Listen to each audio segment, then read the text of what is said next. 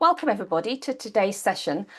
Today is quite a long session, so I will give you breaks to give you a break from my voice, if nothing else, but also to stretch your legs, have a comfort break, go and deal with anything you might need to be dealing with in the classroom. So we'll take it relatively steady, but today we're going to be looking at the International GCSE, just a getting ready to teach one.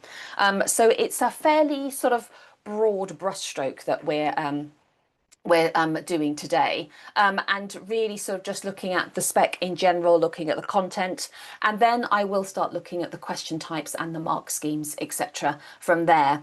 We've had a little bit of a mix-up with packs because we seem to run quite a lot of different courses and on different variations of different things. So if you could all download the event materials from the WeTransfer link that is currently in the meeting chat, that will make sure that you've got the right materials. You've got it's really making sure you've got the right exemplar material, because there's a few more in this one than there was in the other one, so it's just making sure you've got the right versions of things. So as I say, so today we're going to basically look first of all at the content and perhaps have a little delve into how you might be teaching the content, and then we'll start having a look at the assessment, and I'll get you to have a look at some exemplars. I won't necessarily make you hold you to any marking, but I will pause the at various points so you can have a look at some student work, and have a think about what the different levels mean and what they are. So just a very quick welcome to Pearson. Many of you probably know who Pearson are and what we do, but I always think this is quite an interesting slide just to sort of see the sheer scale of the organisation. And obviously those of you who have worked with us for a while will know that we're the world's leading learning company. And I hadn't realised that our heritage stretches back over 150 years. I think the Edexcel bit of things is, if you've been in teaching for a long time or been in education for a long time, you will probably recognise the Edexcel bit that's been around for quite a long time. And obviously we work with lots of schools around the world, and I always think that is a fascinating sort of statistic, that 10 million exam scripts. That's a lot of marking. So we're obviously very well established, very well rehearsed. Hopefully, it's something that you can rely on, knowing that we've worked in this business for a long time. So hopefully, just to give you a little feel for Pearson there. So I'm going to have a look at the specification, and this is when I first noticed that the slides that were sent to you originally were not the right ones, because I want to make sure that everyone is looking at the linear course today, which has the three different components, so that you have a choice of exam or coursework for paper 2 and paper 3. But everybody has to do component 1. So everybody has to do the non-fiction text and the transactional writing.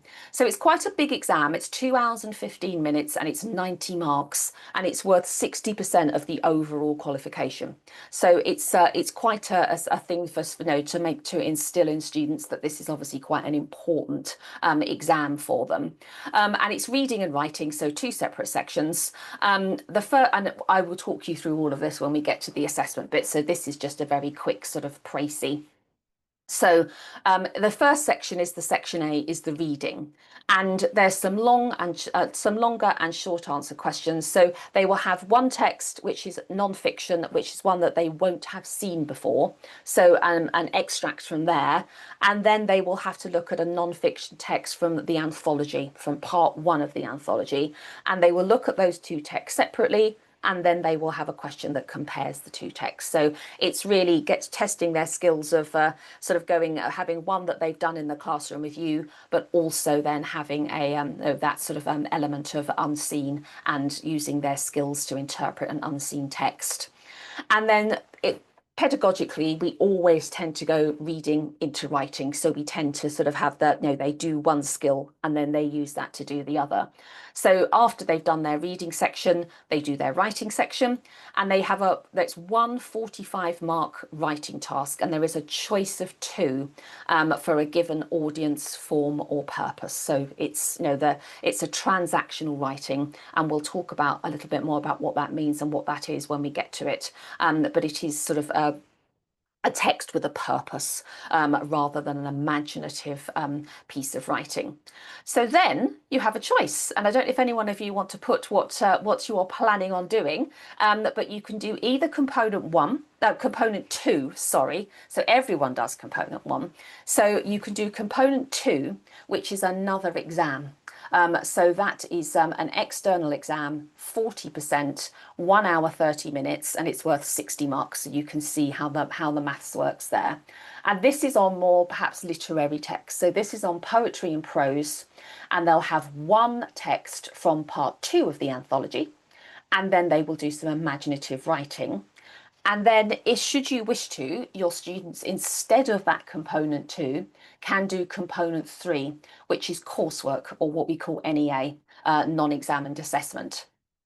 So here, and thank you, Nicola, you're going to opt for the coursework. Here, it's poetry and prose text and imaginative writing. And here, they have to write on 3 poetry or prose texts from the anthology.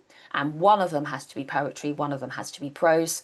And then they do the imaginative writing from there as well. So it's the same skills and the same anthology and the same text. It's just one of them is done in the exam hall with a biro in timed conditions, and one of them is done with the teacher thinking about that internal, what we call internal assessment.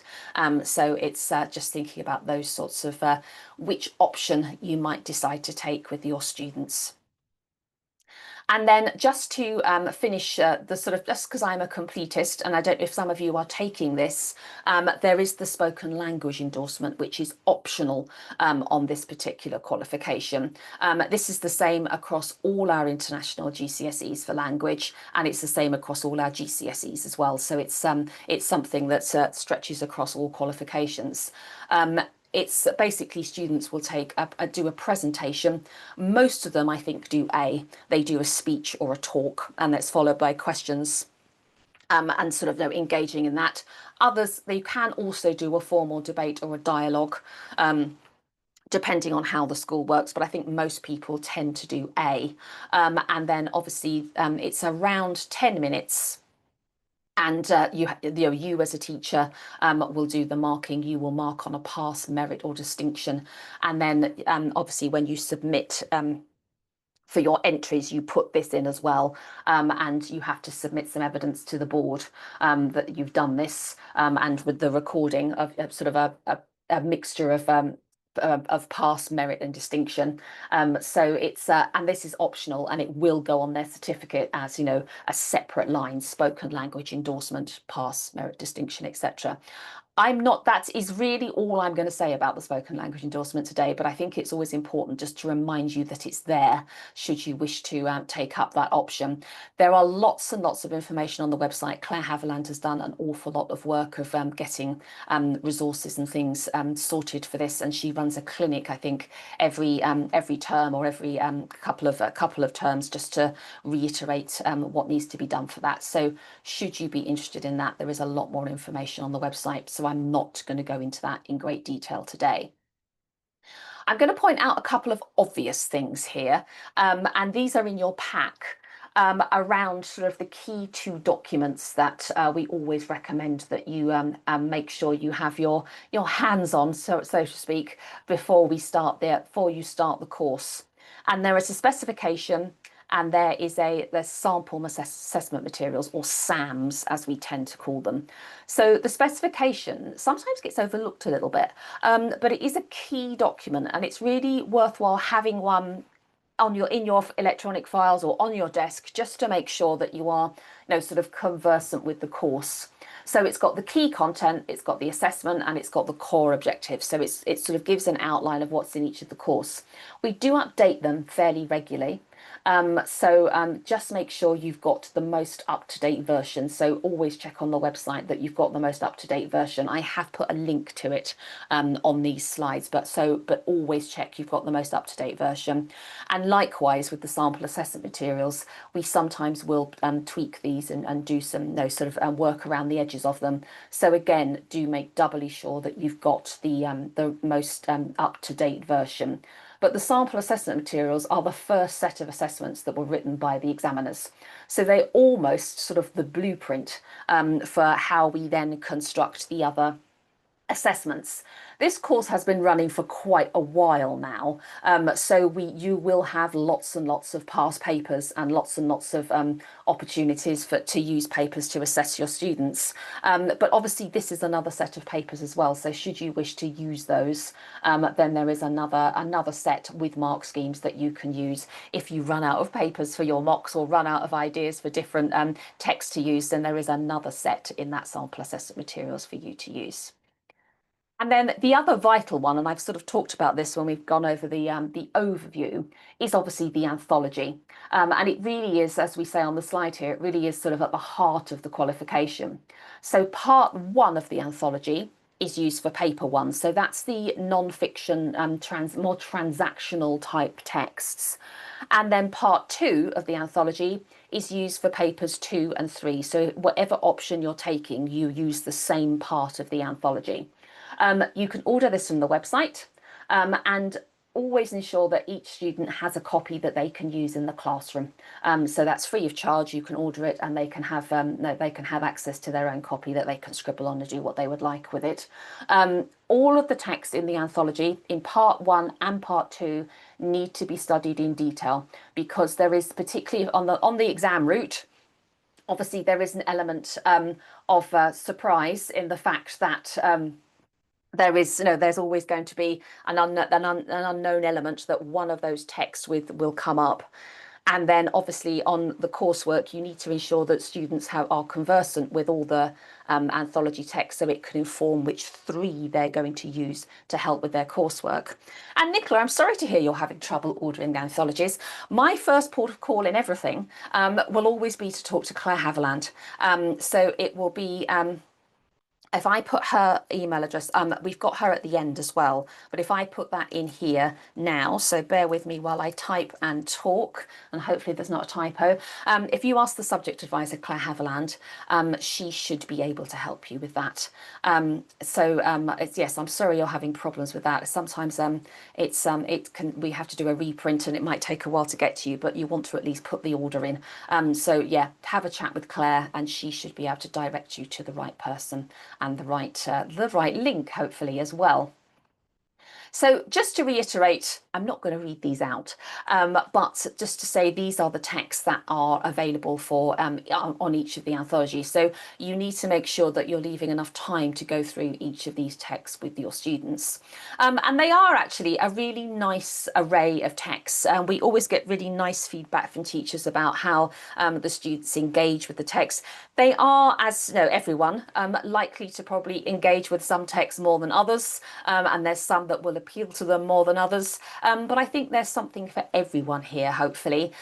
There's some quite heart-rending ones, some quite hard-hitting ones, but also some quite humorous ones, some ones that, you know, I know they all like the Benjamin Zephaniah text. And I know some teachers are a bit like, oh God, with the game of polo with a headless goat, but I think the students really enjoy that one, and they all seem to like the explorers or boys messing about. That's sort of it's quite a sort of strong bias text of, you know, sort of trying to investigate all these men that are going off and putting themselves in danger and for no apparent reason. So there's some quite interesting different texts there for you to have a look at with the students.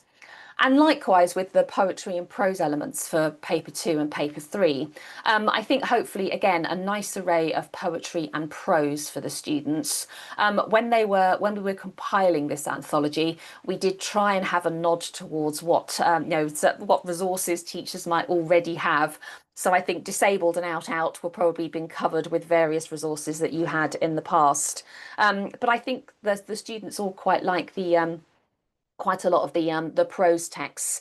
I think particularly the Woman in Black one seems to be a favourite, and I think they all quite like the story of an hour. That idea of, you know, they think her husband's been killed and she feels quite happy, and then he suddenly walks through the door. So that's quite an interesting one, I think, for students to sort of see how a short narrative can flow.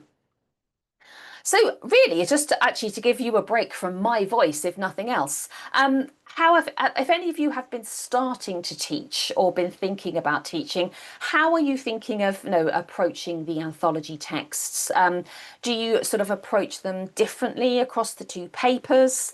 How are you ensuring that you're getting students engaged with these texts, or thinking about any resources that you have been using? Anything at all around the anthology, just to sort of try and share some ideas. I know some of you will all be at different stages in the course. Some of you may have started teaching, and some of you may just be thinking about it. Anything that is there. Oh, that's annoying, Nicola. I don't know if I can do a lot about that at the moment, because it's a PDF, isn't it? So I don't know why that's not loading.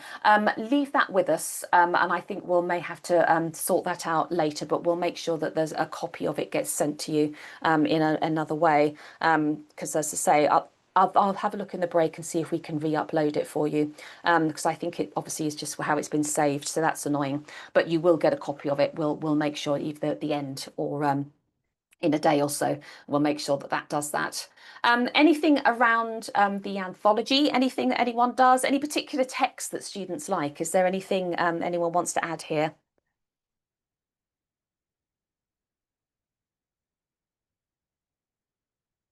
Yes. Oh, right. So you've started with the paper two text. Yes, that's quite nice, because I think some students know sometimes something a bit of fiction or a bit of poetry can sometimes sort of ease students into things, can't it? A little bit. Yes, I think the whistle, and I'll come to you. It's the language.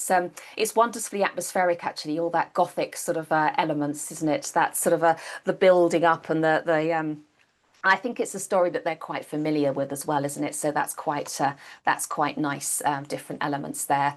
And yes, Sophie, I think starting with paper one, there's quite a lot of different topics with paper one, isn't there? Lots of different themes coming through, and I think that some are quite instantly sort of grab the students, don't they? So I think there's always some nice different elements there to start with, and you can always, and I'll go on to this when we get to it. You can always start introducing sort of unseen text skills, can't you? Those sort of when you're actually just looking at the anthology text, so you can start getting them when they've reading it for the first time, getting some resilience up for them about sort of engaging with different texts and different things as well. Um, yes, I think that out is quite as it's I sound like I'm damning poor old Robert Frost with faint praise here, but it is quite an affecting poem, isn't it? It is quite a, sometimes I think students are quite sort of taken with the sort of the imagery, and the sort of the theme of it is quite a an interesting one, isn't it? And I think they're sometimes a bit shocked by it as well, aren't they? It's quite a gut punch. It's an interesting poem, that one. Brilliant. Well, I sort of was leading you into that, because the next few slides, I'm just going to sort of talk you through the support and sort of bits and pieces that are available on the website that you'll hopefully be able to engage with. So we do have some lesson plans for some of the text within the anthology, and no guessing for which one I've put. I think I've put that one in your pack as well. So this is the headless goat one. I think the sort of idea of I know this is the wacky races one. So this is them they're having their race. So I think that is the game of polo with a headless goat one. So there are a few lesson plans that you may want to use. I've put one in your pack, but the link will take you to the other ones. They are done in Word, I think. So it's if there are things that you are not keen on, you can sort of cut and paste and take them out and use different things, because I know sometimes though it's nice to have a starting point, isn't it? But they might not necessarily be exactly what you would do. So there are just some little lesson plans there to help you build up as part of your own teaching materials. And I just wanted to sort of have a think about, because this is something that comes up quite a lot when we run training, both for international GCSE and GCSE, about how to sort of engage students and how to build up their confidence with approaching the unseen text. And I think sometimes this can be quite a challenging part of the exam, because obviously they're reading texts that they have not been taught. So obviously the anthology I always think is a little bit of a comfort blanket, isn't it? The fact that even though they're nervous about which text will come up from the anthology, there is the comfort of, well, at least I know all the text, so therefore I'm going to have something I can play with when I get in the exam. So what we've tried to do is do it so when they first open the exam paper, they will have the text there, and they will have some short answer questions for the unseen text. So that will sort of hopefully ease them in and get them to read the text in chunks and get them to read the text as a whole. But then obviously when they get to that comparison question, they've got to go and think about the text in more detail, thinking about the different ideas and perspectives, because they need to compare it to the seen text when they get to question 5. So your job is then obviously to help them build up their confidence to tackle the unseen text. So I think it's having the confidence to trust their interpretation of the text, make sure that they understand that in order to support their interpretation, they need to supply the evidence for that. It can't just be sort of lots of general points, almost sort of telling you what the text is about. It needs to go beyond that. There needs to be an interpretation of the text, and be able to pull out points and be able to think about why the writer may have written in the way that they have done, may have covered certain topics, how they have covered certain topics, all of those sorts of all that good stuff that you're used to thinking about in terms of looking at unseen texts. So thinking about what text types are actually being covered. This is from the specification actually. So it's thinking about preparing your students for actually thinking about the texts that are in the anthology as well. So thinking about the text types in the anthology. So it's thinking about things like journalism. So lots of things like articles and reviews that you can give students, speeches, journals, reference books, extracts, and also thinking about the fact that it could be literary non-fiction. So thinking about autobiography, letters, obituaries, travel writing, all of those sorts of texts. I'm sure you've probably got in your classroom a gazillion different texts that you use, and anything that will engage your students and help them to get to grips with the skills that they need for unseen texts and get them reading, get them sort of building up their confidence is absolutely fine. The thing that we don't put in the assessment, but there's absolutely no reason why you may want to put them into the classroom for the 2 years, is thinking about things like instant news feeds or adverts are not going to be something that's going to go on the exam paper.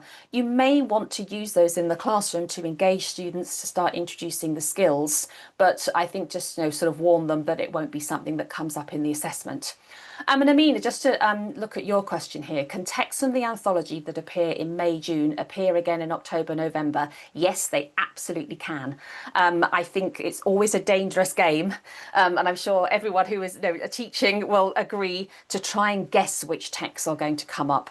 I think do not make any assumptions about what is going to come up. If one has come up in one series, there's absolutely no reason why it can't come up in the next one. So students need to have a good working knowledge of every single one of those texts, because anything can come up, all of those different elements there. Where in the pack the lesson plans are? That's a very good question, Laura. Let me have a little check. It may be that you may have to use the link that's on there. Let me have a look. I'm sure I put one in. Let me double check. It may have been lost along the way. Yes, it looks like it's been lost along the way. Sorry about that, Laura. So the lesson plan isn't in there, but it is available to download from the website. When we have a break, remind me and I'll go in and I'll put the link in the chat for you. Oh no, the lesson plan is there. Sorry, I'm going insane. So it is on my documents. It's the 4th one down. It's a Word document and it's called 4EA1 lesson plan. It's quite difficult to find because I obviously thought it had gone. So it's a Word document which might help to find it. And it is called lesson plan. If I put the title in maybe here, then... But yes, for some reason, I did exactly the same as you and thought it wasn't in there. So it's obviously more difficult to find than it looks from the title. So there we are. That's the title of it in your pack. Right, I'm going to move on a little bit. So actually just thinking about, and actually if anyone has any good ideas here about where they actually find unseen texts, then please put them in the chat because we always get asked this. And I think I'm worried now that my things on the slides are perhaps a little bit out of date. So if anyone has any good resources that they use to find unseen texts and texts that they use to engage their students, then do please put them in the chat, and it always really helps. It's always nice to see different areas where people find things. But I think the first port of call is probably looking at the past papers that are on the website. So obviously, as someone's already said, we already have two series. So we have the summer series and we have the October-November series, and we actually write two papers for every series. So there are lots and lots of past papers. So there will obviously then be lots of unseen text that you can have a look at on the past papers. So hopefully that can be your first port of call. If you are looking for more, it's worth having a little delve into the GCSE English language site as well, because there are anthologies there that will have unseen extracts for Key Stage 4 students. This is probably what I call one of my many sucking eggs moment. You probably go to all of this, but thinking about websites such as the Times Education Supplement, the BBC Bite Size, the Teach It, Teachwire, all have teacher created resources. So I think that's obviously some teachers will put resources up that may not be quality assured. So it's always perhaps a little bit of caution sometimes on those self-generated teacher created resources. But does anyone use anything else? Does anyone have anything that they've either found on a website or that they've paid for? Any other resources that anyone uses for unseen texts? I don't know if the days of sort of trawling through the Sunday newspapers have gone. Now nobody really looks at a hard copy of a Sunday newspaper, but I think trying to sort of find different articles, different things can be very useful for you and for the students.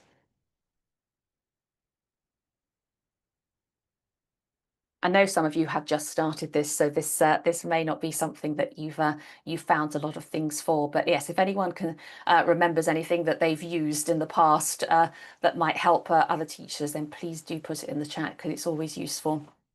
I know how teachers are a little bit like magpies and like to find different things in different places, so it's always quite useful. This was a slide that we used a while ago, actually, on one of our GCSE courses, and I actually thought it was quite useful in terms of trying to sort of engage students with what they actually need to do with reading unseen texts.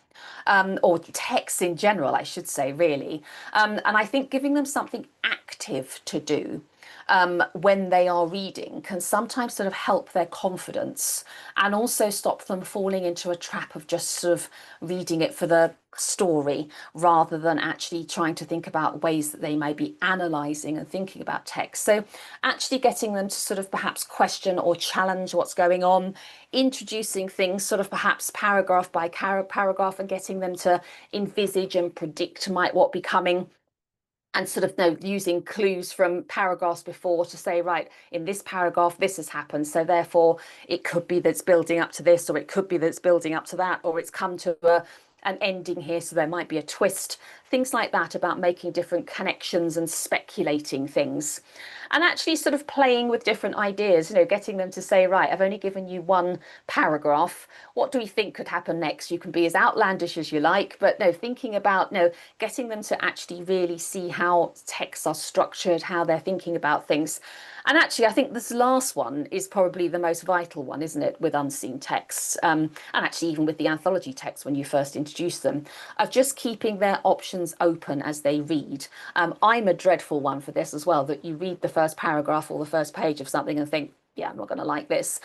Actually then thinking, right, okay, well, this, acknowledging, okay, this the first read, this may not be for me, but let's delve into it. Let's think about, who might enjoy this, who might this be for, why am I not engaging with it when others have, all of those sorts of things. So trying to get them to not shut down the minute they say something they don't like or something that they feel they don't understand or they're not interested in.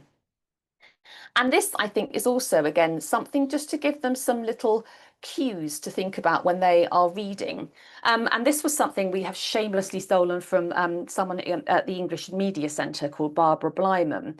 And she sort of suggested that we often teachers will often sort of start at the wrong point when asking students to sort of interrogate texts. What we tend to do, and it tends to be assessment driven, doesn't it, is tend to say, right, think about language techniques, think about structure. But actually, at the beginning, and perhaps no, starting this lower down the school, actually sort of thinking about, okay, what's your response to this text and why?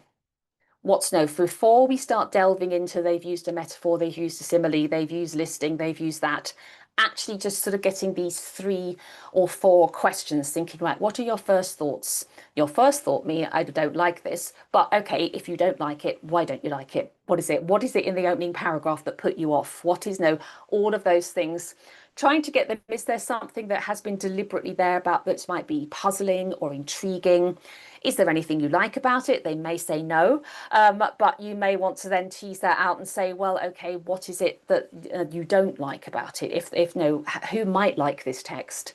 And then actually, as you're sort of building up their sort of reading resilience and their reading knowledge, actually getting them to think, well, does this remind me of anything? So I always think travel writing is sometimes a good one here, isn't it? They may read one piece of travel writing that's very praiseworthy, but then read another that's more skeptical and sort of actually try and think, okay, well, I've read some travel writing. This is a different tone. This is a different thing. So things that might remind them of certain things or start to get them to actually realize and see how some journalism may be biased or some may be a bit more even-handed, all of those sorts of things. So getting them to sort of draw back on things can sometimes be a useful exercise as well. And then again, this might be one of my, as I call my sucking egg moments, and you are probably all doing this. But a lot of teachers, I think, find images are quite useful to help students to engage with the text first of all, even if it's a couple of minutes before, in the lesson. It doesn't obviously have to be a whole lesson, but really getting them to start introducing these skills that they think are quite hard in with using things that they find much more easy to access. So lots of students will be much more adept at talking about pictures, or talking about adverts, talking about movie trailers, all of the things that they look at much more regularly perhaps, and actually then say, okay, well, we're going to look at this, but I want you to provide me with evidence. And actually they sometimes can do that a lot more readily. So my first thoughts of this photograph are, it looks really cold and I feel sympathy for the person in the doorway. And you could say, okay, well, what's the evidence for that? Well, it's snowing. The woman walking by has got an umbrella. She's wearing a big coat. And why do you feel sympathetic? Well, she's in a doorway sheltering. She's covered in blankets. Someone is also ignoring them. So all of these sorts of things, and you could think about, what's puzzling or intriguing. Where is this? How has the person got to be like? Has become homeless? All of those sorts of things. So just trying to, again, this is perhaps a bit of a bland photograph, but you can use other photographs, other things that you think might be interesting for students. So just thinking about those sorts of things. And again, as we sort of talked about before, most students will perhaps feel more comfortable and confident reading images or short films. So actually, even though you think, oh, I better not do too many of those, which obviously, you don't want to do too many of these, you actually do need to get down to the texts. But by introducing these texts and by perhaps having these as little starters, you are encouraging them to do all 4 of those things. So you're actually encouraging them to notice the details, to explore different ideas, to analyze the meaning, and actually evaluate the effectiveness. Actually think about, okay, well, this was for, I don't know, an advert for something. Has that made you want to go out and buy it? Or no, we've been looking at movie trailers. Which of these 3 movies would you want to go and see, and why? Why is it effective? What do we think they're about? So all things like that, just to get them to notice things, to explore things, to use evidence is a key thing as well. Thinking about all of those different things just to get them realizing that they can actually do this, I think is the key thing as well. And there's always, I say again, I'm sure you probably do this in the classroom, if they sort of get a bit put off by the sort of quite long text, sort of a good page that they've got to read, perhaps start with those short extracts. And obviously we've written these and they're perhaps not quite what you would need, but just thinking about, this is perhaps a bit of a blunt instrument, but actually thinking about, well, these are obviously for two different audiences and they're very different in tone. So actually thinking about, okay, well, you've got these two short extracts. Which one would you share with someone in your classroom about fundraising, and which one would you perhaps give to your older siblings or older parents? So actually getting them to think about different audiences and different tones and different things like that on shorter extracts can sometimes be quite useful, and get them using evidence every time as well is the key thing. And then I've put this in because I think, much as we don't obviously want to encourage feature spotting and lots of ideas about just being able to spot certain word choices and spot certain structural things will get you marks. Obviously they need to then talk about the effect, they need to include the evidence, but actually just helping students see clear water between what is language, what is structure, can sometimes be quite helpful. And those of you who have engaged with the sample assessment materials, who have had a look at the past papers, will know that in our mark schemes, then for question 4, which does specifically assess this on paper 1, there is the indicative content. So that will give you lots of ideas about what the examiners are picking out in the anthology text. So it's worth having a look at those. But I think just sort of getting students to diversify a little bit can sometimes be helpful. So they're not just sticking to word classes, that there's lots of different language things that they can think about, but also thinking about the effect of those and the effect in the text. Sometimes students can be quite general, can't they, and just give a very, that they've used facts and figures here, so therefore they've substantiated their claims, but they've not. That could refer to any text. So it's just making sure that when they are thinking about language and structure features, that they are relating it to their own text rather than making sort of general points about what that feature does as a whole. And then I think structure can be something that students will perhaps be a bit more reticent on or struggle with. And I think what they struggle with is linking a piece of structure to an actual meaning in the text. So they may say, use quite general things about, using ellipses that causes tension. It's like, well, where in this text is it doing that? What is the effect in this text? And I think some teachers have found quite useful of getting students into structure is thinking about the overall structure in the text, and thinking about those sort of middle ones there, that idea of how things might shift or how attitudes might change, or think about what happens at the beginning, middle and end. Is the sort of mood, the general tone consistent throughout? If you're looking at a piece of prose, perhaps, how does it build, how does it crescendo? All of those sorts of things, I think, can be really useful for students to think about, and I think they can sometimes make more meaningful and more analytical points around overall structure rather than sort of perhaps slightly more bland points. And this is quite a general one about the writer uses short sentences which interest the reader. I think, well, does short sentences interest the reader? Actually sort of trying to make some more sort of relevant and specific points around language and structure is really helpful, I think, for students to get used to doing. And then obviously there is a very large comparison question on the paper. So I think it's making sure that all students are sort of comfortable with the comparison. I think the other thing, and we'll get onto that when we talk about the assessment a bit more, is actually making sure that students are leaving enough time to do the comparison. Some students, I think, get sucked into sort of writing too much about the anthology text, and they don't leave enough time for this comparative one. So I think it's just thinking about their exam planning. But what you might want to do is sort of getting students used to actually planning a comparison, actually thinking about, things that, get it once they've got used to their anthology texts. You might want to give them sort of perhaps just two little small extracts from past papers and get them to compare, say, two paragraphs before you build up to the main big question.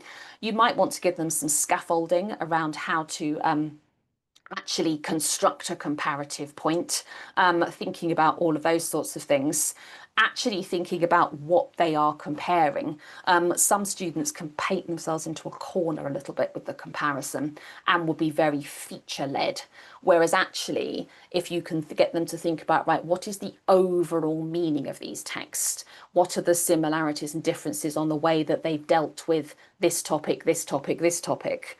Then that can actually encourage them to be a little bit more analytical rather than, both writers use metaphors, both writers use similes type approach. And I think trying to get them to be as explicit in their comparison as they can be is a very useful skill to build up as quickly as possible to make sure that they are talking. But as soon as they've talked about one text and one point, they are talking about the second text. So I think sometimes planning and a little bit of sort of thinking before they put pen to paper with the comparison can be really useful. And I think if you can build it up in stages in the classroom, then I think that can sort of help with their confidence and help with their different elements. So I always do this. I talk too much about reading and not enough about writing, and actually that sort of is part of the thing to think about. So I think it's remembering, and I'm sure you do, is that half of this course is actually allocated. The marks are allocated to writing. So I think it's making sure that students are feeling confident about writing their own pieces of work. So they've obviously got to write one piece of transactional writing as part of paper one, and then they have to write one piece of imaginative writing as part of paper two or paper three. So I think it's trying to get your students aware of the different forms of writing, how they can interest and engage the reader. And obviously you can do this when you are introducing your anthology text, when you're introducing your unseen texts, actually getting them to think about sort of overall structure, thinking about sort of how things are crafted should technically then help them with crafting their own piece of work. So just as a little bit, again, to stop me talking at you constantly, how are you thinking about planning? Is writing something your students find difficult? How do you engage them with this? How are you thinking of engaging your students with this part of the course? I know sometimes it's one of the ones that students are perhaps not so keen on. And then I do get some that say actually my students really like the writing. So how are you sort of engaging your students? How are you thinking about engaging your students with the writing? I'm actually just going to go onto the website and find a link for you. So excuse my typing, I'm not doing my email. Because there's an interesting link on the website with the different text types that you might find useful. So anything anyone wants to add about the writing?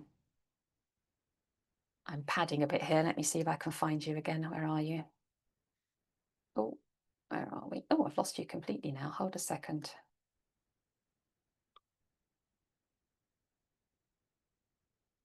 Yes, I think that's thinking about intros and the consideration of examples. And I think that's sort of overall, I think I've probably got a slide coming up, that overall planning, actually thinking about, how do you start? How do you keep up the reader's engagement? How do you do all those sorts of different things? So I think it's thinking about those sorts of things as well. But yes, thank you. Yes, different models. Oh, it's good that they're keen to write. You are lucky, yes, because I know some teachers have said, oh, it's sometimes a bit of a slog with our students. We get a lot of, what's the point of doing this type comments. But yes, I think once students, if it's something it doesn't seem like a hurdle, then it's something that they might enjoy. Yeah. I think that's an interesting question, Sophie, even though the question sometimes says to consider advantages and disadvantages, I assume they should be picking a line of argument. We get a mixture. It's quite interesting. We do. I think if there's something they feel very passionately about, then they may well say actually, and if they, as long as they set out their stall at the beginning to say, no, I definitely think this, then I think that's absolutely fine. But sometimes I think we sort of deliberately have it so it is one that has I finally found the document I was looking for. So hopefully you can open that link. Sometimes the links on here can be a little can be too long and they won't open. But there is a document on the website that has additional guidance on transactional writing tasks. So that is, I think, hopefully quite a useful document for you to be able to use. But if you can't open it, shout at me and hopefully I can just give you a guidance as to where it is on the website. So I'm just going to carry on. I'm just going to look back at the questions. Sorry, Sophie, I sort of was in the middle of doing something else while I was answering that. So yeah, I think it's one of those ones that sometimes having a counter argument, you will get some students that will do both. So this may be a GCSE example, forgive me, but we had one around should mobile phones be allowed in school?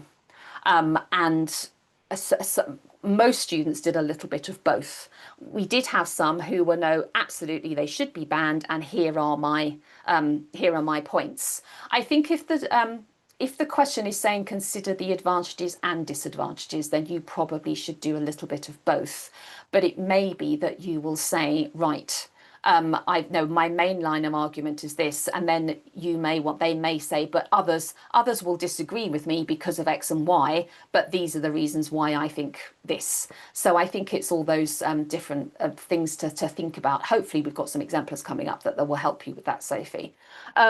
And we've got a question here about writing an article. Should it be more argumentative or persuasive? And this is going to sound like a cop-out. I think it does depend on the question. I think if a student has decided they want to write a persuasive, this is sort of tying into Sophie's idea, really.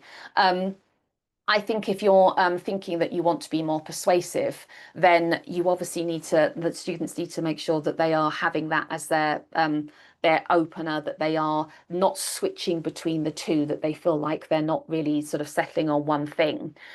So I think it will depend on the question. I think if there is something where in the bullet points it's saying, give the argument, give the disadvantages, give the advantages, they are better off making sure they're doing a little bit of both.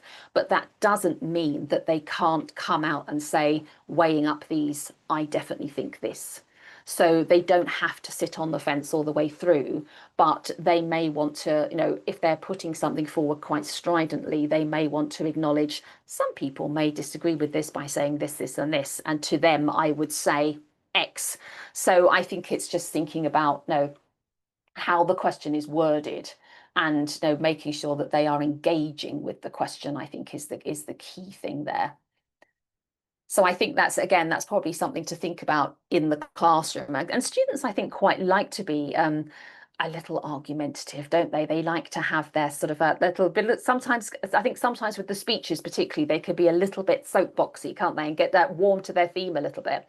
I think it's just making sure that whichever they're doing, they're not getting that sort of scope creep, that they are staying on point, they are staying on argument, they're not veering from their topics too much. And I will sound like a broken record throughout this course. Planning is really quite a sort of a vital thing for them to think about in terms of their writing. I think it's making sure that they are, before they put pen to paper, that they are actually planning their work, that they are thinking about how they are doing this. And again, I've led myself into a nice little slide here, and actually thinking about getting students to perhaps do some mind maps and brainstorms. All depends how their minds work. Everyone does plans differently, don't they? But I think it's really encouraging them to select their best ideas and thinking about how they would move between the paragraphs. And actually, it doesn't have to, I don't know why we put 29T in here. It's probably a while since we've updated these slides, but actually getting, we had this from another teacher who was saying, I always tell my students to plan. She said, then it suddenly occurred to me that they haven't actually really seen someone do a plan. So she on the whiteboard was actually sort of had a question and was then doing her own planning. And they were quite comforted to see her struggle in a way, to have an actual pause and think, right, actually, I've put that down, but I don't want that now. I want to do this, I want to do that. So actually sort of instilling how you plan, how your brain works, how you might have things down, but you might move it around, and how you do things. And what you might want to do at the very beginning is perhaps give them a paragraph plan, perhaps using a frame, giving them some space for ideas, and actually getting them to think about different ways of planning. It might be that for a transactional piece, you'll do a different plan than you would do for an imaginative piece. And I think the plan, obviously, try and get it to be structural, try and get it to be a flow type plan, rather than some of the plans that we have seen from students who will be, they'll put down all the words they want to use, or they'll put down all the different paragraph and all the different punctuation they want to use. That's not really a plan, that's more of a tick list. So I think it's making sure that they are planning in terms of the overall structure of what they're writing, rather than just remembering to use certain words and certain paragraphs and certain punctuation. So it's thinking about those sorts of things. In terms of inspiring them for writing, I don't know if anyone's got any things that as they throw at students to help them become engaged with the writing. This is something I shamelessly stole from another trainer, and which she had used with her students, and said that they really engaged with this, because it wasn't sort of a task of write about a time when you or someone did this. It was a sort of a bit more of an active one of saying, right, look at all these three fridges, who eats from these, and think right in your little paragraph, or in your two paragraphs, you've got to use adjectives, names, a bit of dialogue, and some reaction, or things that will actually give them different scenarios to write with and different scenarios to plan from. And sort of thinking about all those different points and different things. The other thing I wanted to mention actually is again from another training event that we've done, actually with GCSE. So we used to run some networks, and we had a teacher who actually had some really sort of different and good ideas. And she was saying that she was really struggling to get her students to engage with writing, and that they found it really difficult. And they were lessons that she felt were dragging a little bit. So in the end, she introduced this idea of every 2 weeks, she did a sort of writing workshop. And she said, right, I'm not going to mark any of this. You're going to use different books. You're going to have special writing books.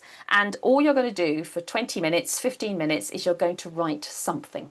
She said, I can give you a topic if you want to, but it's just, as the mood takes you, write something. And then I will come around and you will talk to me about it. And you will say what you did, what you intended to do. She said, I'm not going to mark it. There's not going to be no red pen on it. There's not going to be anything that says you should be doing this, you should be doing that. And she found that students really engaged with that, in the fact that they got a chance to actually talk to her and actually say, well, I was trying to create this, but it didn't quite work. What do you think if I put that there? What do you think? And she said by the sort of the end of the first term, they were asking her, oh, is it writing Friday this week? So actually getting them to just not feel, I mean, obviously they do have to answer an exam question, but actually just to sort of get them, even if it's just for half an hour every couple of weeks, just to sort of have a hands-off type writing session where they can actually sort of write, but then talk to you about it or talk to others about it. Actually, I think sort of just helps build their confidence and helps sort of build their enthusiasm a little bit for writing. And I don't know if anyone else has got any other things. And thank you very much. We had some nice ideas in here about big topic discussions and lots of different examples and all things like that of trying to get people to engage, and different models. So yeah, anything else that anyone else has that would help them sort of engage with the writing, then please do let us all know. I think I quite liked the idea of not necessarily marking everything, and actually just giving them a chance to express some ideas without thinking, I won't put that down because I don't know how to do this. And then they were actually asking, so how do I approach this? I wanted to create this, but it hasn't quite worked. What else would you do? Sort of thing. So I think, no, anything that helps them a little bit. Yeah. Yes, and I think that's really good, Sophie. And I quite like this fridge one of idea images of setting and ideas for stimulus to help as a starting point, because I think there is that sort of fear of a blank page a little bit as well, isn't there? That so actually giving them something just to tweak their imagination. And we always say that on the exam paper, you know, we do give them images, but some students don't say I'm not using the images, but it at least gives them, it sparks them to use something else. So they say, oh, I don't like that image, I'm going to write about this instead. So it does at least think about that. And I think those of you who are doing coursework, that is something to think about when you're thinking about your different titles and thinking about things that you can do. You can certainly use images to help them with their coursework tasks as well. So it's thinking about how to approach that different element with the imaginative writing. And I think with the transactional writing, I think getting them to feel confident with the different text types and what they mean and how they actually work. And as I say, hopefully that link in the chat has worked. That PDF is, I think, hopefully quite useful for you as a starting point as to the different text types and the different things that you might use to sort of help you along the way. And really, I suppose this is it's always difficult in these courses because it's always difficult to know sort of where you are in things. So it's thinking about, and thank you all so much for your ideas about content. Thinking about, and obviously we've thought about that, how do you actually leave enough time to cover the course or courses, in fact, if you are doing English literature, which I think, I don't know if anyone wants to say if they are also doing English literature. So thinking about how much teaching time you have, which of the papers are you teaching, when are you going to sort of get all the content done and leave time for revision, and then sort of building in different mocks and different tests, all of those sorts of things. And no problem, Rosemary, thank you so much for coming along. This is the trouble, we're trying to you're trying to fit in all these things around your actual day job. So anyone got any how much time do you currently spend on your sort of how much time? Everyone has different timetable times, but do you feel like you have enough timetabling time? How many lessons per week or per fortnight do you have? Mm. I always think it is quite a lot to pack in, Nicola, because I think the anthology for reading is to set takes up a good bit of time, doesn't it? And then obviously for literature, you've got your set text. So it sort of feels like even though everyone says, oh, literature, no, language isn't, no, there's not a lot of content in English. Actually, there it's more skills. Yes, it is a lot of skills, but you do it via certain bits of content. So it's just thinking about how you sort of pull that all together, and also that you're not then letting something else sort of suffer, if that makes sense.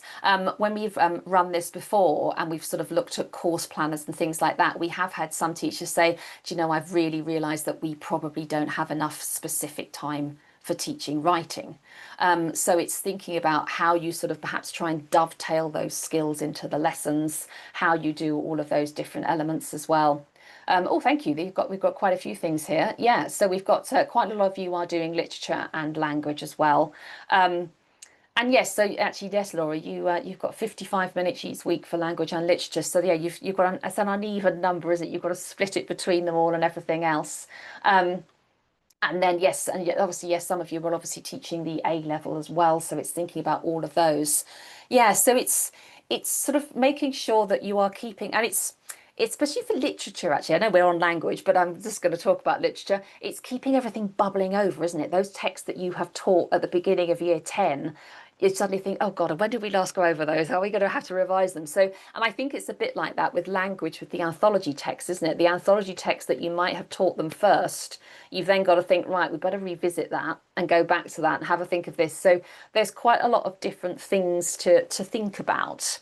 I have put some materials into your pack, and this may be a time now because I'm conscious that I don't want to wear you out because we've done an hour and we've got a fair bit to go. But so I thought if you want to have a look at some of the documents in the pack, so we've got some planners and we've got some schemes of work, and I thought I might sort of dovetail this with having a break because I know obviously you've all probably got various other things to be going. So if I give you a sort of a 15-minute break, we are on the hour where I am anyway. I'm hoping we can sort of dolly up time zones. So if I turn off my Yes, they are, Sophie. It's not been a very that we noticed that at this morning when we were setting this up.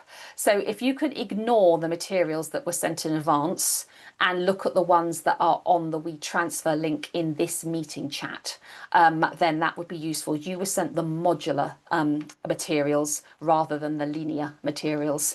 So even though some of them are equally as relevant, some of them are quite different. So thank you for flagging that. Sophie. And sorry about that. So if I can get Gira, if you could put the WeTransfer link back into the chat, or I can do it, I can find it, then at least I know you've all got the right materials, because we will actually be looking at some exemplars coming up. So I just want to make sure that you've all got the link that's needed. I know we're being very efficient and sending it to you in advance, and then it had the wrong things on. So that is difficult, isn't it? So I will let you have a comfort break, perhaps go and make sure the students are doing everything they should be doing, and I will come back at 15 minutes past the hour, and I'll put that in here. I will be around, so if anyone's got any questions, anything they want to ask me, please do. And yes, if you are doing modular at your school, then you've now got 2 packs for the price of 1. So you've done well on that one. But we are going to go through exemplars that are from the linear course today. So you will need the pack that's in the chat to go for. So 15 minutes past the hour. I will not go far, so if anyone's got any questions, anything they want to ask me in those 15 minutes, please do so. But I will turn off my microphone and turn off my camera just to give everyone a bit of a break, and then we'll come back and I will start again at 15 minutes past.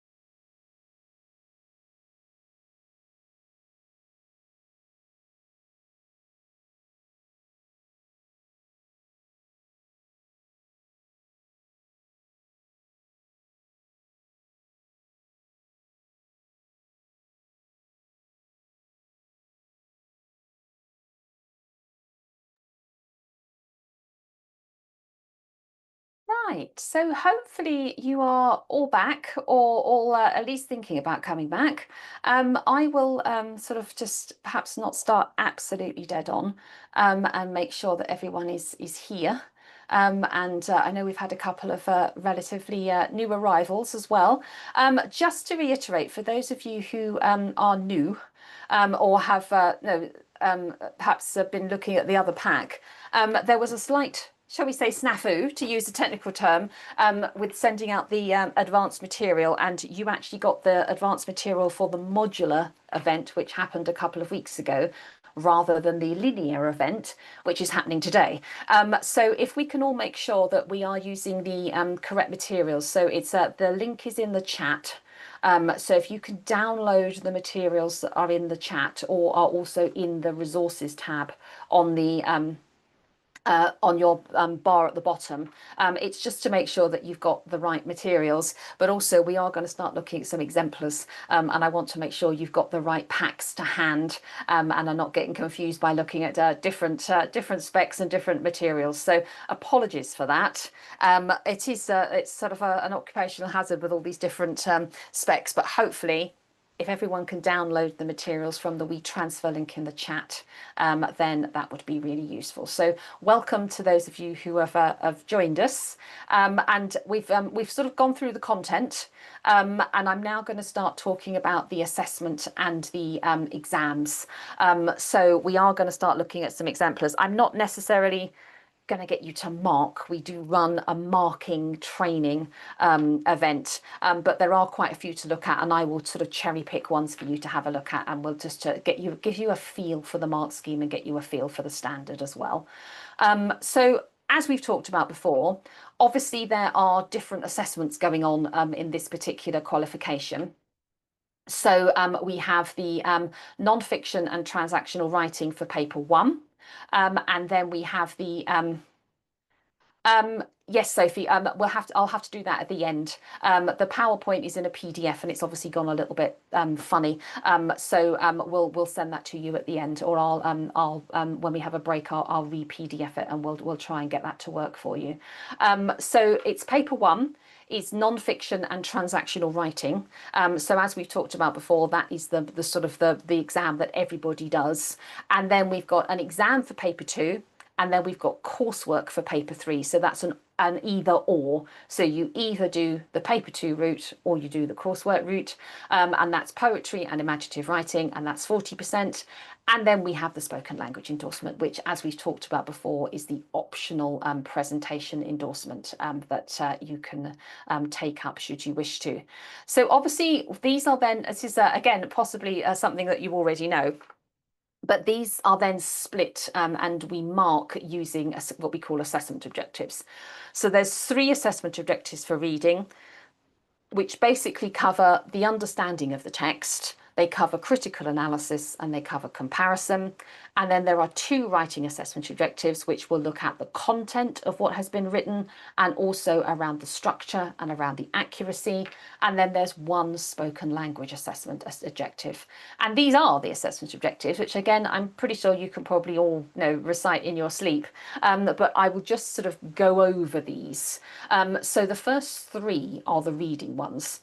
So AO1 is really sort of perhaps the one that most students would find the most accessible, in the fact that it's reading and understanding the text, selecting and interpreting information, ideas and perspectives. So it's being able to, having said, reading the text, understanding them, being able to find the correct pieces of information, being able to engage with the different ideas and perspectives of the writers.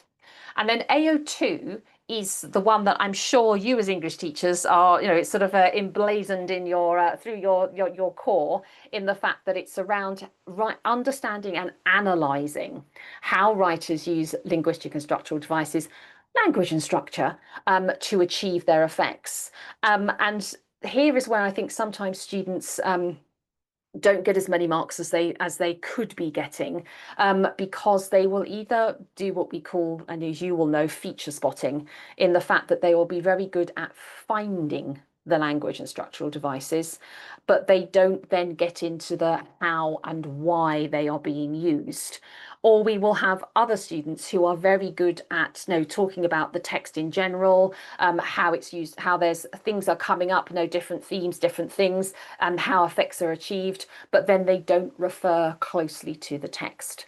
And they don't use quotations, they won't be using and thinking about the linguistic and structural devices. So it's marrying those 2 things together that is the key for AO2.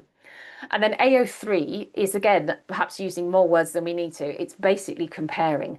So exploring links and connections. So comparing. And here it's thinking about the writer's ideas and perspectives, as well as how these are conveyed.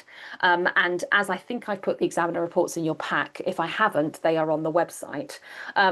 As it comes up in examiner reports time and time again, students who are able to engage with perspectives as well as ideas tend to move further up the mark scheme in terms of their comparison, because they are thinking about things like tone, they're thinking about bias, they're thinking about sort of the overall feel of the text.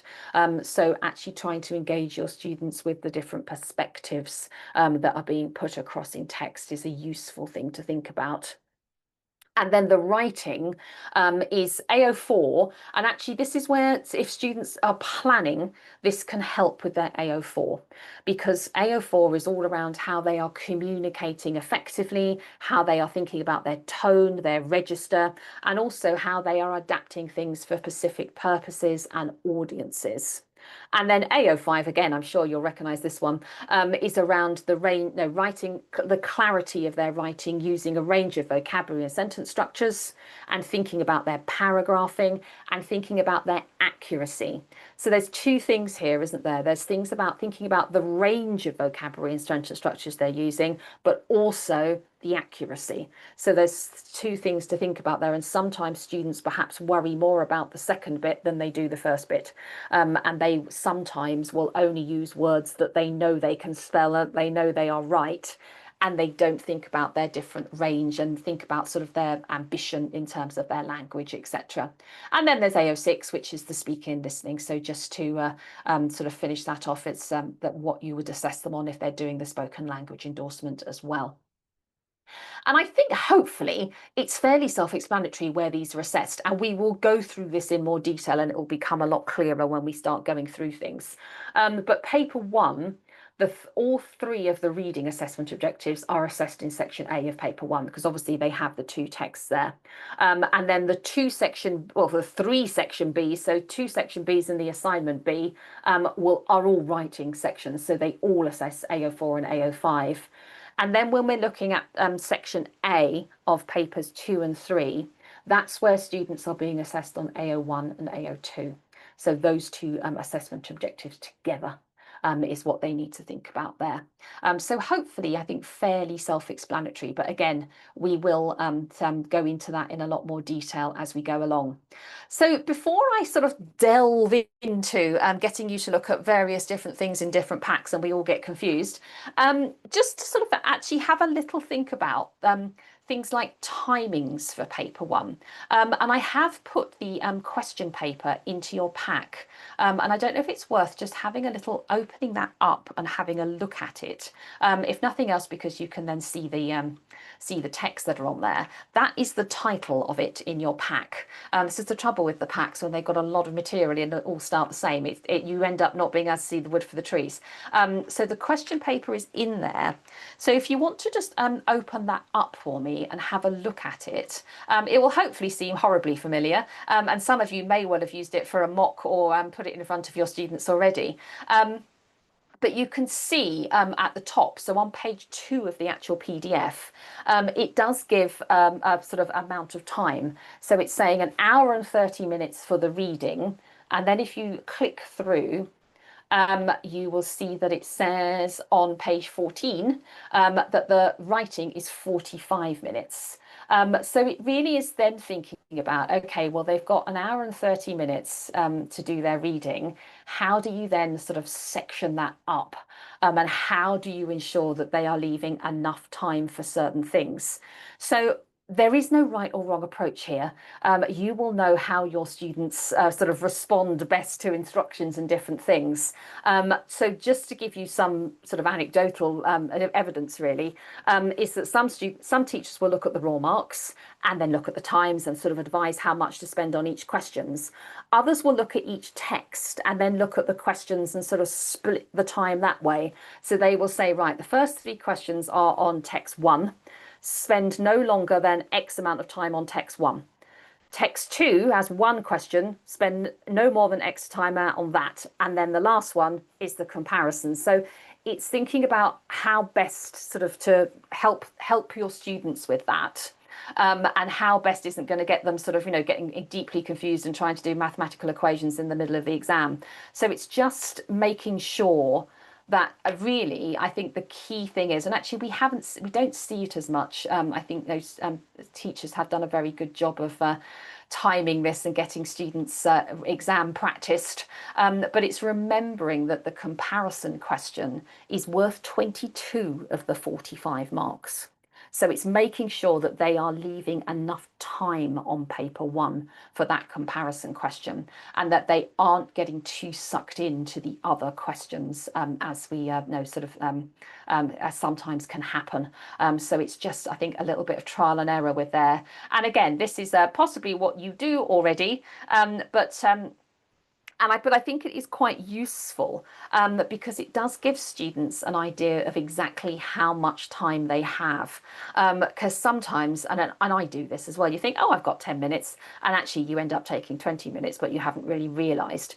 Actually just thinking, right, here is the exam paper. And one thing I would recommend is actually, I know it's printing costs and all this kind of thing, but getting students at least once or twice, giving them a whole exam writing booklet, because understandably when you're doing mocks, it's probably, you just print the questions off and give them some paper, but actually getting them to sort of negotiate the exam booklet and get used to that and finding things where things are, etc. Even though it isn't this course particularly for something like literature, where there's going to be a lot of questions. So actually making sure that they are finding things in the answering booklet, and then sort of talk them through each question on the paper. So you might be in the front of the class saying, right, here's question one. In 2 minutes, do this, underline the words, think about this, and then you have X minutes to answer the question. And then ring a bell, send off an alarm, something, so they know exactly how much time they have to do everything, just to really sort of get it honed into them. Because I think they're obviously a bit nervous when they get in. They've got to read those texts. I think they can get sucked into those first questions, and it can sometimes then sort of have a detrimental effect to the longer questions as we go. Excuse me, I'm just plugging in my laptop. It's about to die. There we are. Lovely. So just thinking about things like that. Does anyone do this? Does anyone do a sort of a walking, talking mock or something similar? Do you find it useful? How do you sort of prepare your students for the exams? I appreciate some of you may not have started these exams yet. Oh, lucky you, Sophie. Nice. How has that been going? So it's you're starting quite early then. Yes, yeah. Yeah, they are, aren't they, Nicola? I think well, I think schools have got more and more into doing these now, and just sort of really getting students that sort of exam feel. Because I think just doing a mock in the classroom, or just doing it sort of on it doesn't feel as official, does it? I think actually giving them that real sense of this is actually how much time you have does really help and get them to do things. And I think it is, getting them, as Sophie says, getting them used to the format. But actually, things like, we always say things like annotate, underline, but that is also part of the exam time. So it's actually making sure that, when you are having this and you're engaging, thinking about all of those sorts of things is a key thing. It's the exam isn't just answering the questions, is it? It is making sure you're reading the text, making sure you're underlining things in the paper, all of those sorts of things. So really just sort of boiling it down to those brass tacks really is a key thing. As much as you don't want to be teaching them to the assessment, you want to teach them the skills. The end point is the assessment, isn't it? So it is actually just making sure that you're giving them the best chance. It's not going to be too intimidating when they actually walk into the exam hall. So I'm going to start now, and as I say, this might be where wheels come off the wagon, by having a look at some of the questions and some of the examples and things like that. So hopefully you've got the question paper open. If you haven't, if you could open that, that would be great. And that is the name of the document for the question paper. The other vital document you need, and it's actually a Word document, so it might be easier to find in your melee of PDFs. There's a document which is called Exemplars for Marking. So if you could open that as well, that would be really useful, because that is sort of, no, as I say, what it says on the tin there, it is actually the exemplars that we're going to look at as part of the course today. I'll do some of them on the slide. We'll do the first few on the slide. But when we get to by the time we get to question 4, I will need you to open that document. So I'll give you a chance to find those. Any problems, shout at me on the chat, and we'll see if we can get it. But yeah, I think just making sure you've got those 2 documents is probably the most useful thing to have at the moment. I don't want to envelop you with too much paper. So we're going to start by looking at AO1. So these are the questions, if you can remember from my many going through things, these are the questions that are on the unseen text. And so on section A, we've got AO1, AO2, and AO3, so nice and simple. The unseen text, those first three questions are all on the unseen text and they're all on AO1.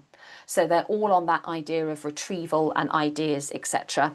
And then AO2 is question 4, so that's the anthology text. So that's thinking about how you would then approach that in the classroom, making sure you're focused on AO2 in your classroom and on your resources.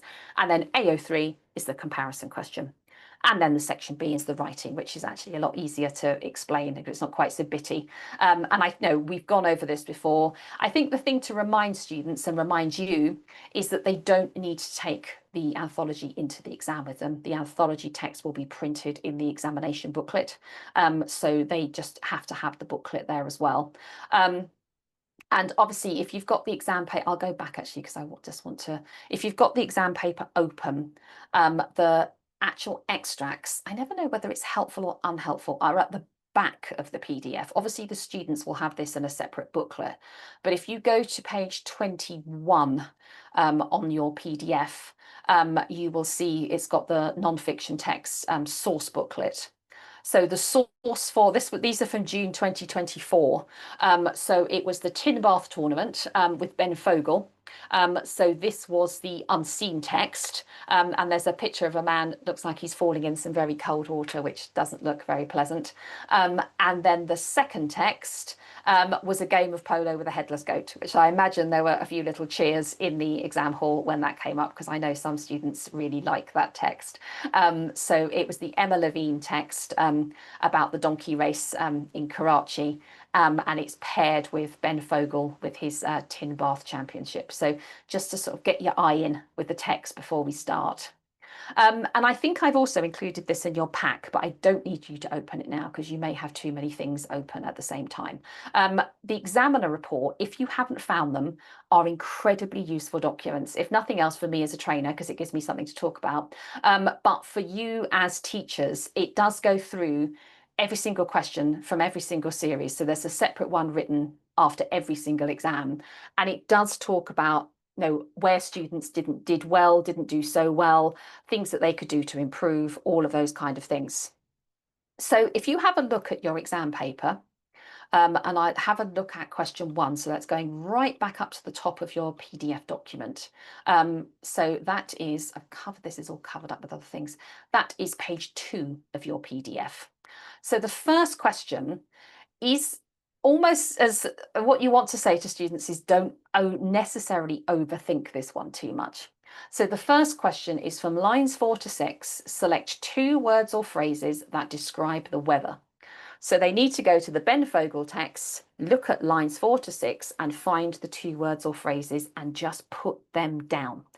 This is the one and only question where they don't have to write in full sentences. So where we've asked for 2 words or phrases, that is literally what they have to do. And I think some students think that can't be all I've got to do. That can't be it. It is as inverted commas, simple as that. Most students will get 2 marks on this.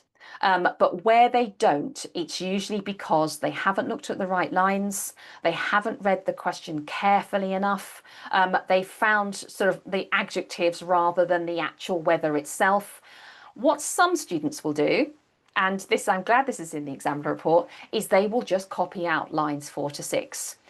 They will not be awarded any marks. I sort of get their logic because the words must be in there somewhere, but they have to have an element of they have actually picked the words out and they have actually answered the question. So I'm going to breeze through this a bit quickly because this is 2 marks and it should be something that students are, that your students are conversant with. But do ask me any questions if you have any as we go. So you can see here actually quite handily, the little bit of text that it's taken from is actually in the mark scheme. So that's quite handy that we don't all have to turn and find the lines ourselves here. But you can see the first one gets the 2 marks because we've got a brisk breeze and we've got recent downpour. Absolutely fine, hits the mark scheme. The second one gets 1 mark because they've picked up on brisk breeze, but the sparkling is falling into the trap that we talked about in the examiner report, in the fact that they're picking up the effect and this sort of the adjective rather than what the weather is actually like. So it's just making sure that students are carefully reading the question. The examiners are good, and it is, trying to, make sure that we've got they've got more than two answers, so it is sort of making sure there's enough evidence there, but they will obviously that second one isn't quite right. In terms of documents, I'm doing these first three just off the slide because they're short and it's easier to just show you on the slide. All of these exemplars have been taken from the examiner report, should you wish to look at those later on. When we get to question 4, you will need the exemplars for marking document because there are longer extracts in there. But because I'm trying to be like the students and whiz through these, I've just put them on the slide because I think sometimes it's easier to just for me to talk you through these because they are there's sort of a technique to these that is quite useful. So question 2, if you have a look at your actually what I will do, I think, is I will probably go this way. This is the question for question 2. So question 2 is different from question 1 in the fact that we are asking students to write a little more. It doesn't have to be huge amounts more, but it is, this one is in their own words. So this is almost sort of a précis type synthesis type question.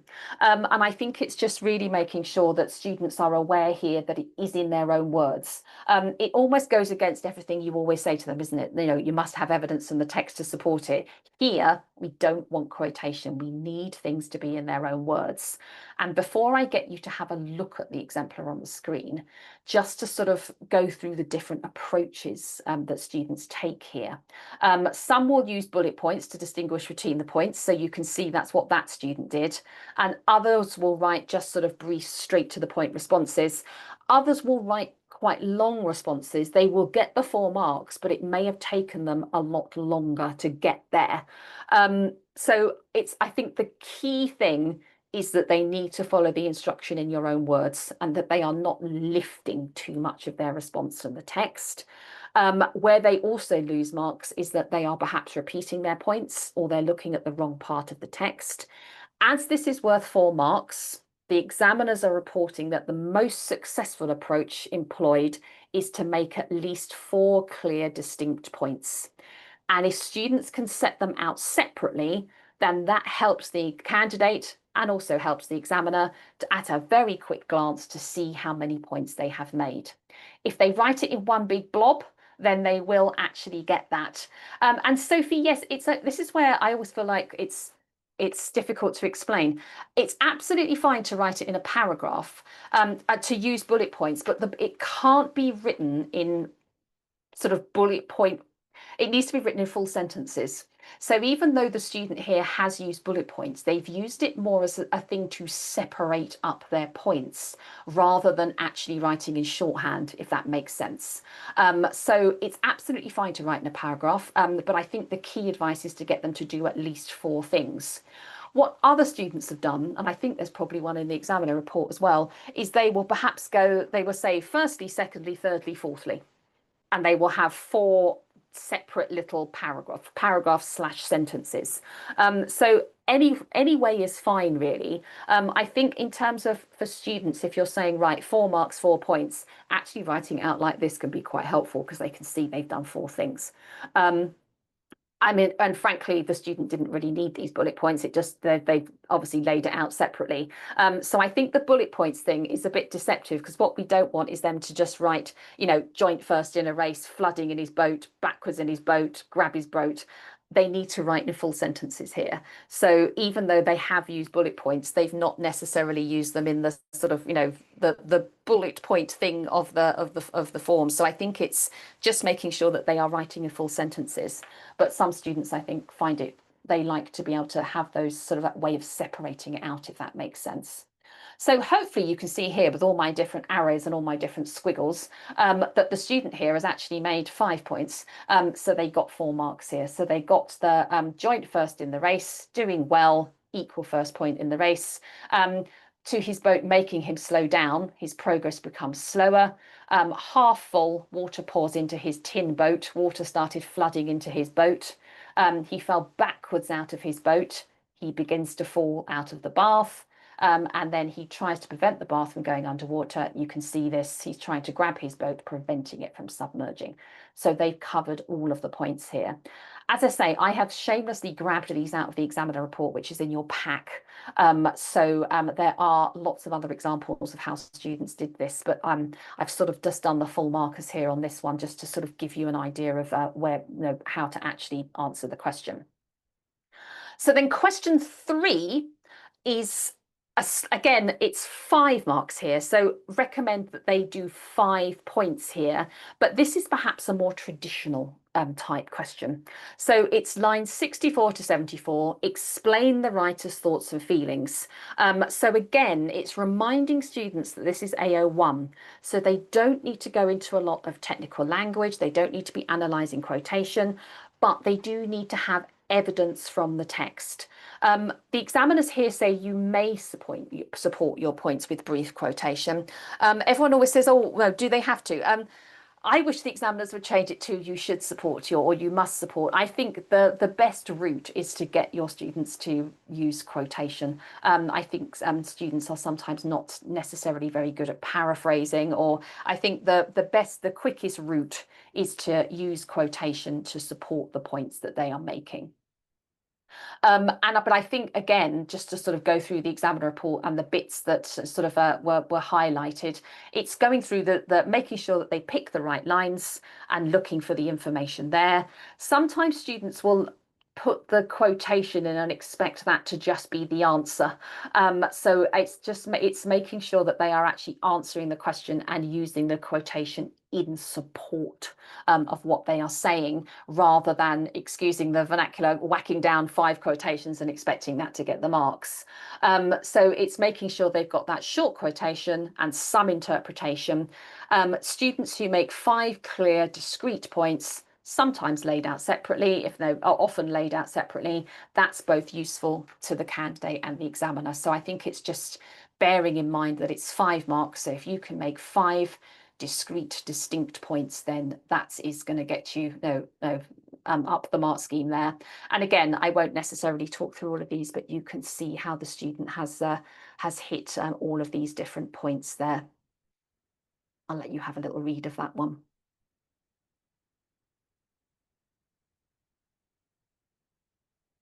I quite like the Fogel feels obstinate. But you can see there they have sort of laid that out. So in answer to your question, Sophie, they've basically done the same as candidate 2 of question 2, haven't they? They just haven't put the bullet points in. But they've made sort of 5 distinct points here in one paragraph, really. So I'm trying to be like the students here and whiz through those first 3 questions. Are there any questions on that before we move on to the larger questions? All happy with that one? Excellent, good, good. Hopefully they are fairly self-explanatory. So I'm going to move on to question 4 now. And as usual, I'm going to keep an eye on the time. I think we've got too many exemplars in this pack. So what I might do is just get you to read the sort of the highest mark ones, and then you can take the others home with you. Because this isn't necessarily a marking exercise today. It's more to get you used to mark schemes and things. So question 4 is when things are building up now. We are looking for a much more detailed response to questions. So students need to think about the writer's use of language and structure. What they need to do here, and this sounds really obvious, but they need to read the question and ensure their points are relevant. What some students will do, because you've obviously taught them this text, they will see the text and think, brilliant, it's that one, and they will just put down a lot of things that they know about that text, and they don't actually answer the question. So it's making sure that they are underlining the question, they're seeing what the question is about, and actually here, It's 12 marks, which obviously is a lot of marks, but they don't want to spend too much time on this. You don't want to write 24 marks worth when you're still only going to get 12. So it's really thinking about their best points that will best answer the question. And they may want to think about perhaps not being quite so technique led, and perhaps being idea, question led, being ideas led, and then dovetailing the different techniques, etc., underneath that. So thinking about how best to get your students to analyze rather than just list things. So this was the question from last year. So this is the 2024 one. So how does the writer use language and structure to interest and engage the reader? So it's a nice big broad question, but if you can get students in the habit of going back to it, then that helps them be more focused. So directing everything they're saying about how it might be interesting and engaging to the reader, because the question is different every time. So it's just making sure that they are doing that and thinking that. I would. We don't. Sorry, I'm suddenly going no for no apparent reason. And Azra, we don't tend to do word counts for this qualification. I think that no, it's more thinking about the quality rather than the quantity here. And I think it's you can get a little bit bogged down with lots of formulas and lots of how many points should they make and how many this and how many that. And I think it's bearing in mind, it's a very good question, Abdullah. Questions 1, 2, and 3 are using what we call a points-based mark scheme.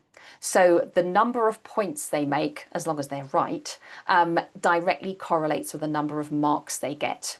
Question 4, you do not need to make 12 points for 12 marks. Arguably, you will not be doing them in enough detail, and they will not be fulfilling the requirements of the mark scheme. So you've actually, thank you, Abdullah, I can give you some money after this. I will show you the mark scheme. So this is, now we're sort of getting into marking territory. These are now the sort of mark schemes that we will follow along the way. So this is 5 levels, and you can see how the marks are allocated. So you mark here really looking at the skill, the overriding skill, the overriding quality that your students are showing. So at level 1, everything is quite basic and the use of references are limited. And it may well be at level 1 that they are only really looking at language and or structure. And it will be fairly surface level. Level 2 is when we get to students who are obviously showing that they understand things, but they may only really be still looking at language, may still only be looking at vocabulary. And the references are there, but they sort of just hang there. They don't necessarily develop them. Whereas level 3 throughout all of our mark schemes is clear. So if there is clarity there, clear, but it's still just sort of understanding and explanation. So it may well be, bearing in mind this is sort of half marks, that students are more, rather than delving into meanings of the text, they are explaining things a little more, and maybe perhaps be paraphrasing or making a point and then putting the quote that's sort of directly next to it, sort of thing, rather than using it to underpin and elaborate on the point that they are making. And then level 4 is more of that exploration. So they will perhaps be doing maybe looking at some quite big general points, but then perhaps not doing as many as they know, as much analysis, which is what we're expecting at level 5. So at level 5, we are expecting vocabulary, sentence structure, other language features. So we are expecting quite a broader range of things, as with level 4. And I think it's making sure at level 5 that their references are clarifying the point being made, they are discriminating, they're really underpinning it and elaborating it. And Azra, you're going to hate me, I'm really sorry, there isn't a set number of points that you need to make for 12 marks. So as you can see, it is much more about the quality of the response, what they are doing with things, rather than a set amount of points. So it's really thinking about how you're best going to fulfill.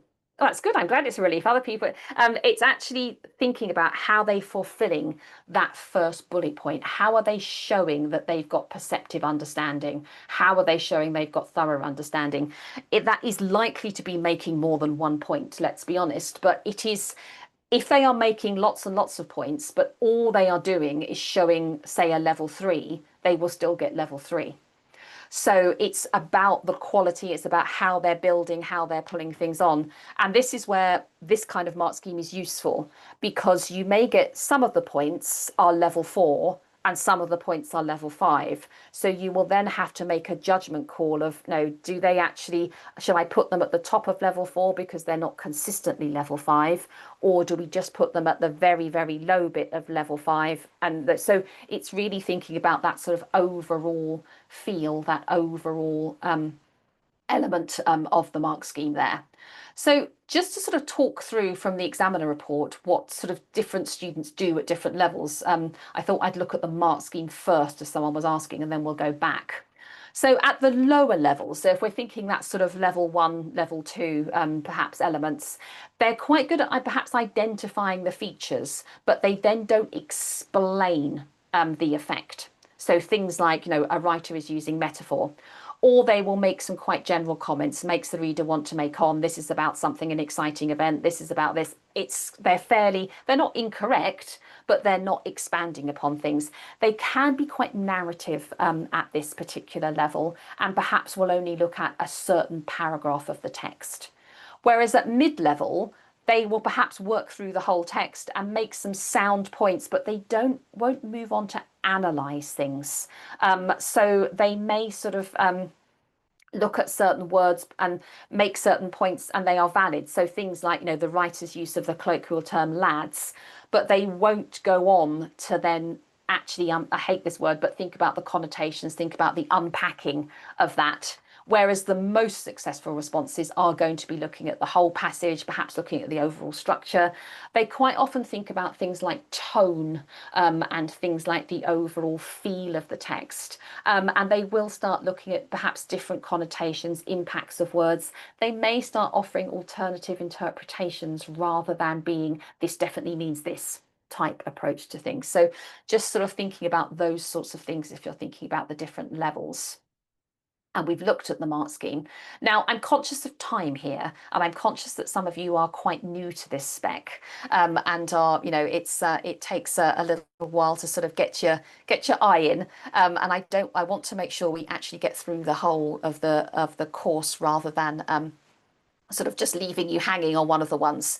So I hope I'm not spoiling the surprise here, but 4C, so the third script in your pack, is the higher level script.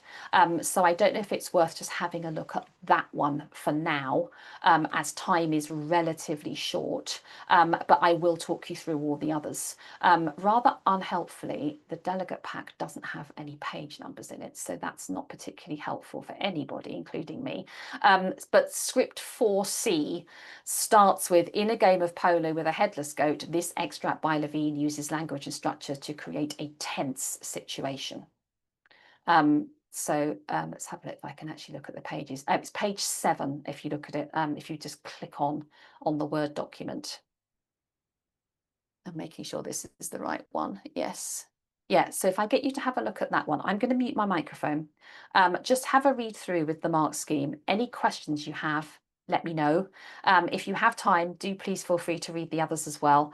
But I will talk you through all 3 of them, because then you'll have the whole sort of picture when we go from there.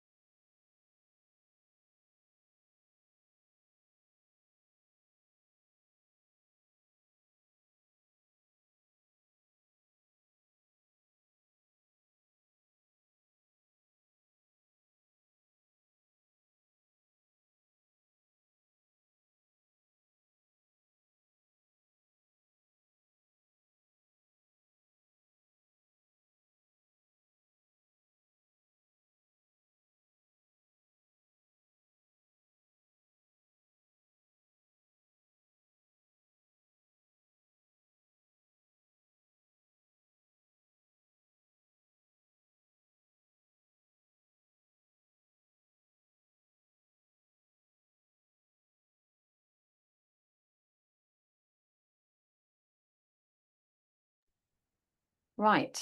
I'm going to come back on the microphone here. This always happens with these courses. I think we have lots and lots of time, and then suddenly we've only got an hour left. Um, there are 3 scripts in here. And obviously when we are doing a marking course, we go into each one of them in a lot more detail. But just to give you, I really want to do is just sort of talk you through how the mark scheme works. So you've got one for level 3, level 4, and level 5.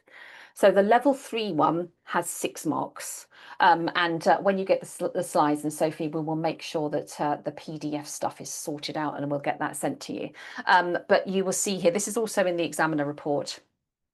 So the first script is very much a sort of a half marker in the fact that they are making the points, but they're not, they're trying to do a lot of points and they're not actually then thinking about the actual use of it. And no, it's sort of it's covering a lot of ground, but not in a lot of detail.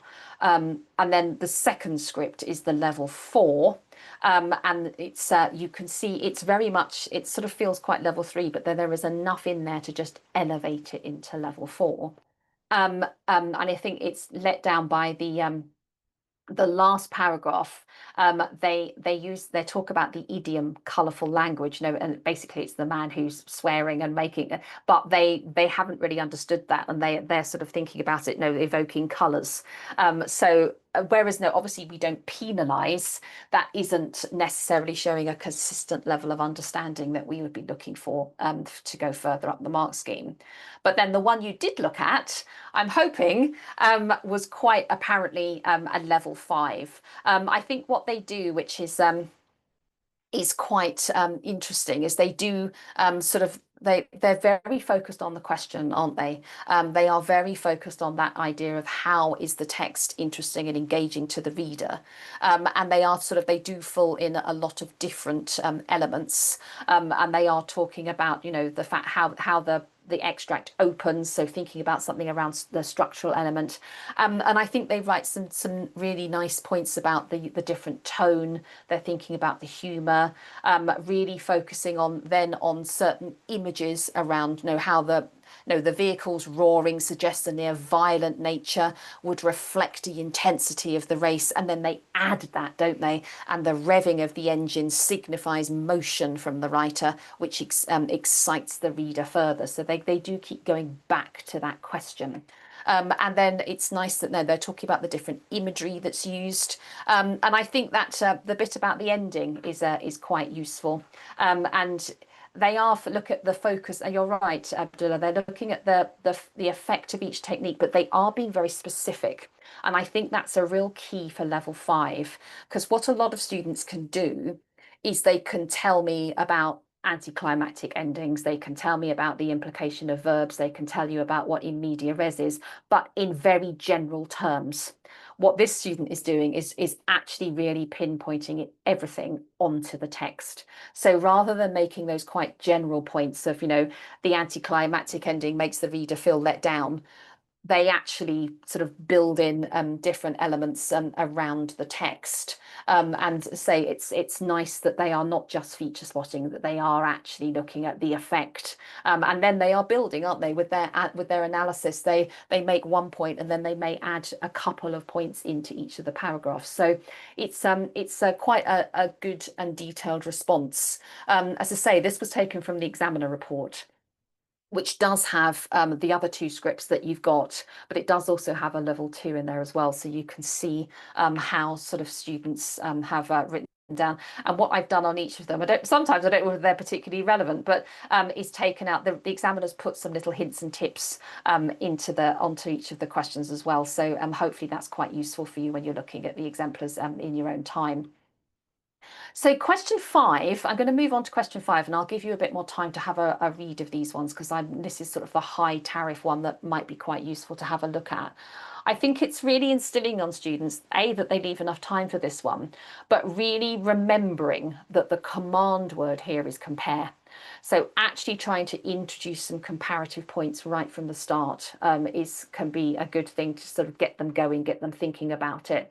They're always asked, the first thing is compare how the writers present their ideas and perspectives. So that is the stem. But what they need to do, much like question 4, is they need to realize that the question does actually ask them something rather than just compare these two texts. So the question has a focus. And we always get asked, oh, should they do similarities to the differences? Most students do a little bit of both. Because I think there are some obvious similarities, some obvious differences, and I think most students will include a little bit of both there. But it doesn't matter how many similarities, how many differences they do. It's all about the quality. So if they're worried they do more similarities than differences, that's absolutely fine. As long as there is a comparative element, it's really looking across the two texts that we're more interested in. And again, thinking about you as teachers and where you are, etc., is all thinking about the mark schemes and the specimen papers, having a look at all of those. And yes, Sophie, to my knowledge, and this is why I'm saying something bold, the question stem is always ideas and perspectives. What is a really, really good document, and it's on the website, is Claire Haviland has pulled together some Word documents where she just basically puts all of the questions from every single series into a table. They have got a padlock on them because obviously we don't want the students looking at them. So if you go onto the English Language A website, I think it's in guidance, having a look at those and seeing all the different question stems across all of the series can really help you pick up on patterns. I'm fairly confident it's always ideas and perspectives, but just double check and make sure that what I'm confidently saying is right. And Reezy, just a quick question about, are students awarded any marks for writing an introduction and conclusion? I think as with anything, it depends what's in the introduction and conclusion. If the introduction is just the writer uses language and structure to engage the reader in many ways, they're not going to be getting any marks for that. In some ways, it's better. Some students I get, and I think this student did it as well, didn't they? I think they sometimes like to just put pen to paper and stick going. And actually, this student does put about, create a tense situation. So they do at least have something there. There doesn't need to be an introduction and conclusion. They can just get straight into it. And sometimes I think students can waste time, particularly on introductions, just repeating the question. I get why they do it because it gets them writing and gets them thinking, but it's it's thinking about the overall quality of their response that is the key there. So just to sort of just carry on. So here, obviously, I think this is so this one, they're always quite broad, the questions. So here it's thinking about how they present their ideas and perspectives about their experiences. So again, much as with question 4, if students can sort of keep the question in mind when they're responding, then that I think helps them do their planning, think about what they're going to say, all of those sorts of things. So in terms of sort of what students are doing or not doing, and again, this is from the examiner report, perhaps at the lower end, they may just be focusing on perhaps the more obvious links between the texts, which isn't a bad thing. We don't need them to be picking up absolutely completely obscure things, but they won't move any further than that. So they will just do fairly obvious things they're both about races. One is on land, one is on water. They're both first person. And what they might do is just give that point, have a quotation, and then move on to another. So actually at the lower end, you might get lots and lots of fairly obvious points of comparison that then aren't developed. Some candidates at the lower end will also basically just sort of give a little précis perhaps of the texts. Others, perhaps it's sometimes they will write more on one text and then write about a little bit about another, but they're not actually explicitly comparing. So I think it's really making sure that they are comparing.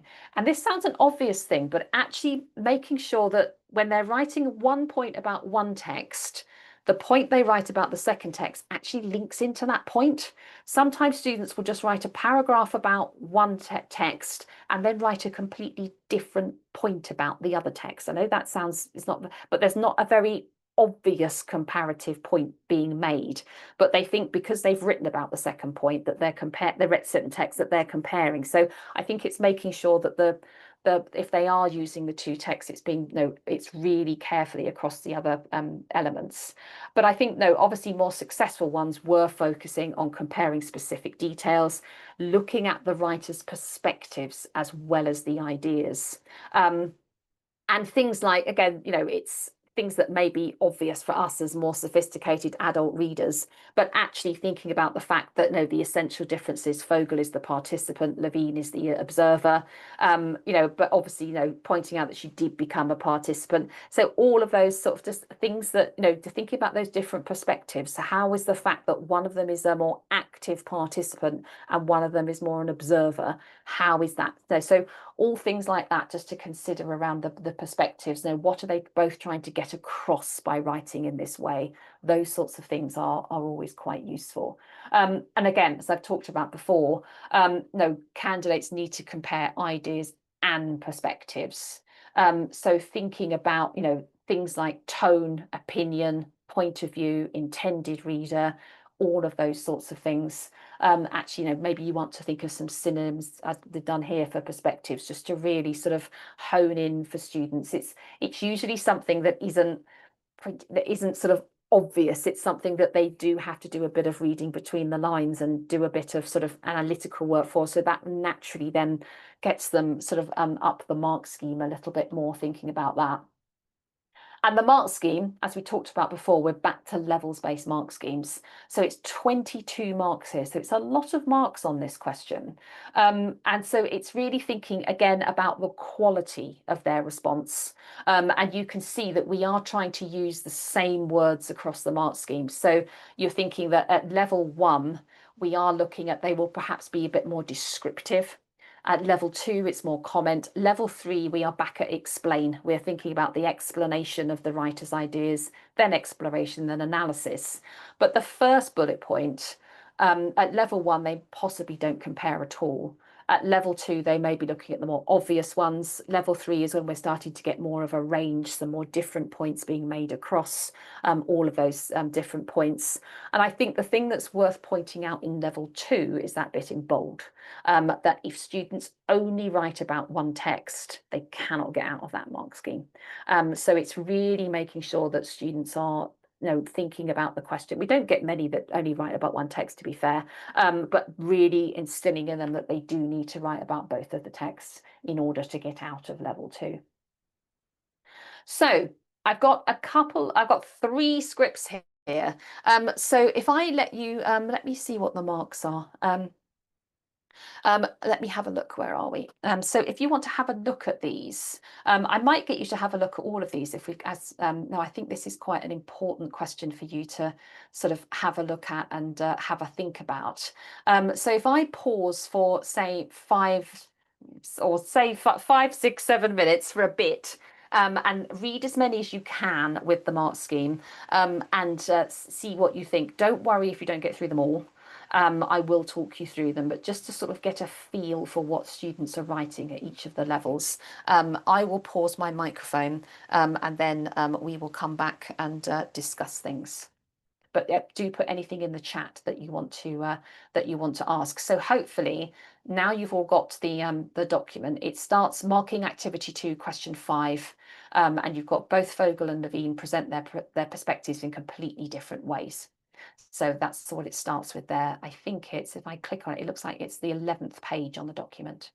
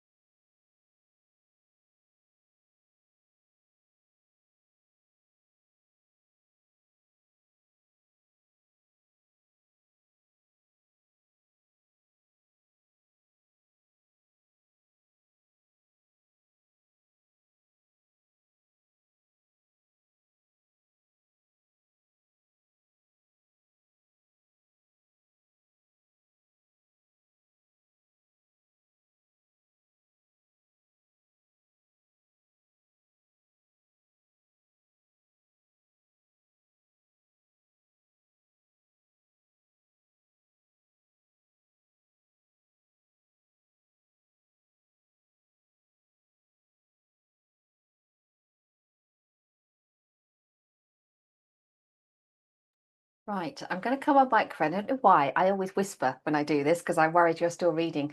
I'm conscious of time and I don't want to keep you any longer than you know. I feel 3 hours is probably enough of me bellowing at you down a microphone. So I'm going to just run through the three scripts. So you'll have these to take away, and they are also in the examiner report.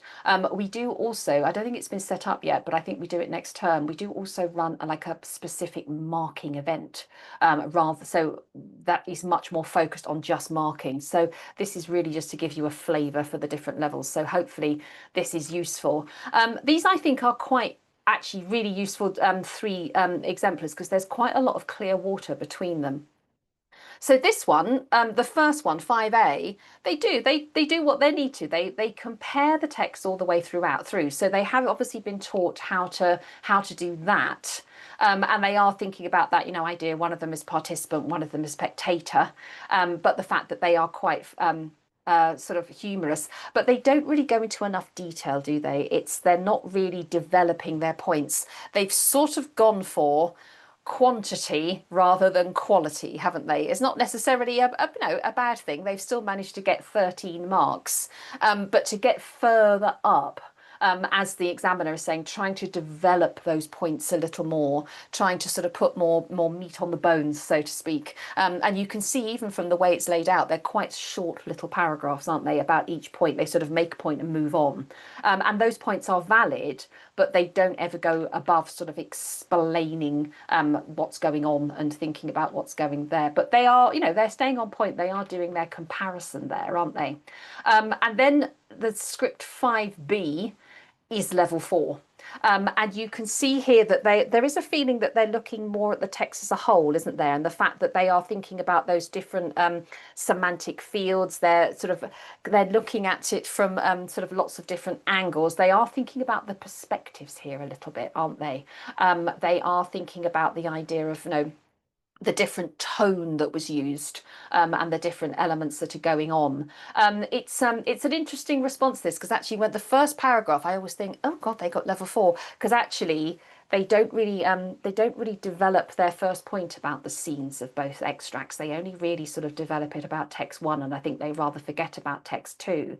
But they are beginning, I hope you can see, to sort of perhaps be a little bit more nuanced in their points and beginning to sort of, they're not just going for, let me put down lots and lots of things, but they are thinking about those different elements. And actually it's quite a nice a comparison to do with the last one that we've looked at, looking at their sort of, how they've structured it differently, how they have been a little bit more detailed in their response. And actually, their plan is quite interesting, isn't it? They've sort of gone, their plan is much more, I think is probably the better way to do it. Their plan is quite, in the main, they've got some things, but they've gone quite ideas based in the plan, rather than feature based. So they were planning on sort of, making sure that they're comparing the ideas and perspectives rather than just comparing the methods, if that makes sense. So I'm always delving into students' plans on the exemplars. I've always liked to do a little psychological profile of them based on that. And then the last one is a level 5. It doesn't quite get the full marks, because some of the points are perhaps not as developed as they could be. But again, you can see that they are perhaps, thinking about in terms of their plan. They've got a definite line down. They're definitely looking at both texts, aren't they? And I quite like that who, what, why, where, why point of view type thing, the different thing that they've got along the top. So I think they are going into more detail here, aren't they? They're thinking about the overall tone. They're thinking about the endings. So sort of some structural points there.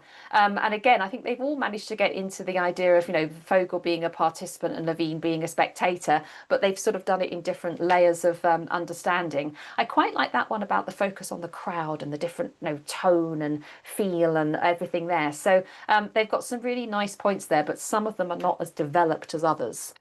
So hopefully that's quite a useful sort of seeing how the mark scheme works type, used a few exemplars there for the comparison. I'm going to touch on the writing now, and then I will give you a quick 5-minute break just to recover, and then we'll come back and we'll do paper 2 and paper 3 relatively quickly, because we have covered all the mark schemes if we look at just paper 1.